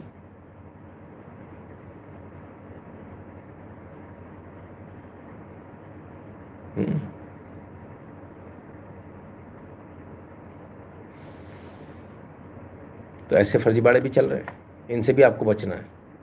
ठीक है, चलिए आगे चलते हैं। www.nitinshukla.in पर चले जाइएगा, वहाँ आपको QR कोड मिलेगा, उसे स्कैन करके अपना अपना पेमेंट करने का कष्ट कीजिएगा। टेलीग्राम और व्हाट्सएप के चैनल से जुड़ जाइएगा, फ्री है दोनों चैनल। और जो भारत के बाहर हो, पेट्रियन और पेपल वाला बटन दबाकर अपना अपना पेमेंट करने का कष्ट करें। तो मित्रों आज के लिए इतना ही। आप सबने अपना कीमती समय दिया, इसके लिए बहुत बहुत धन्यवाद। कल फिर मिलेंगे बहुत सारी न्यूज़, बहुत सारे के साथ। तब तक के लिए स्वस्थ रहिए, मस्त रहिए, अपना खूब सारा ख्याल रखिए और भगवान की कृपा आप सब पर बनी रहे। बहुत बहुत धन्यवाद।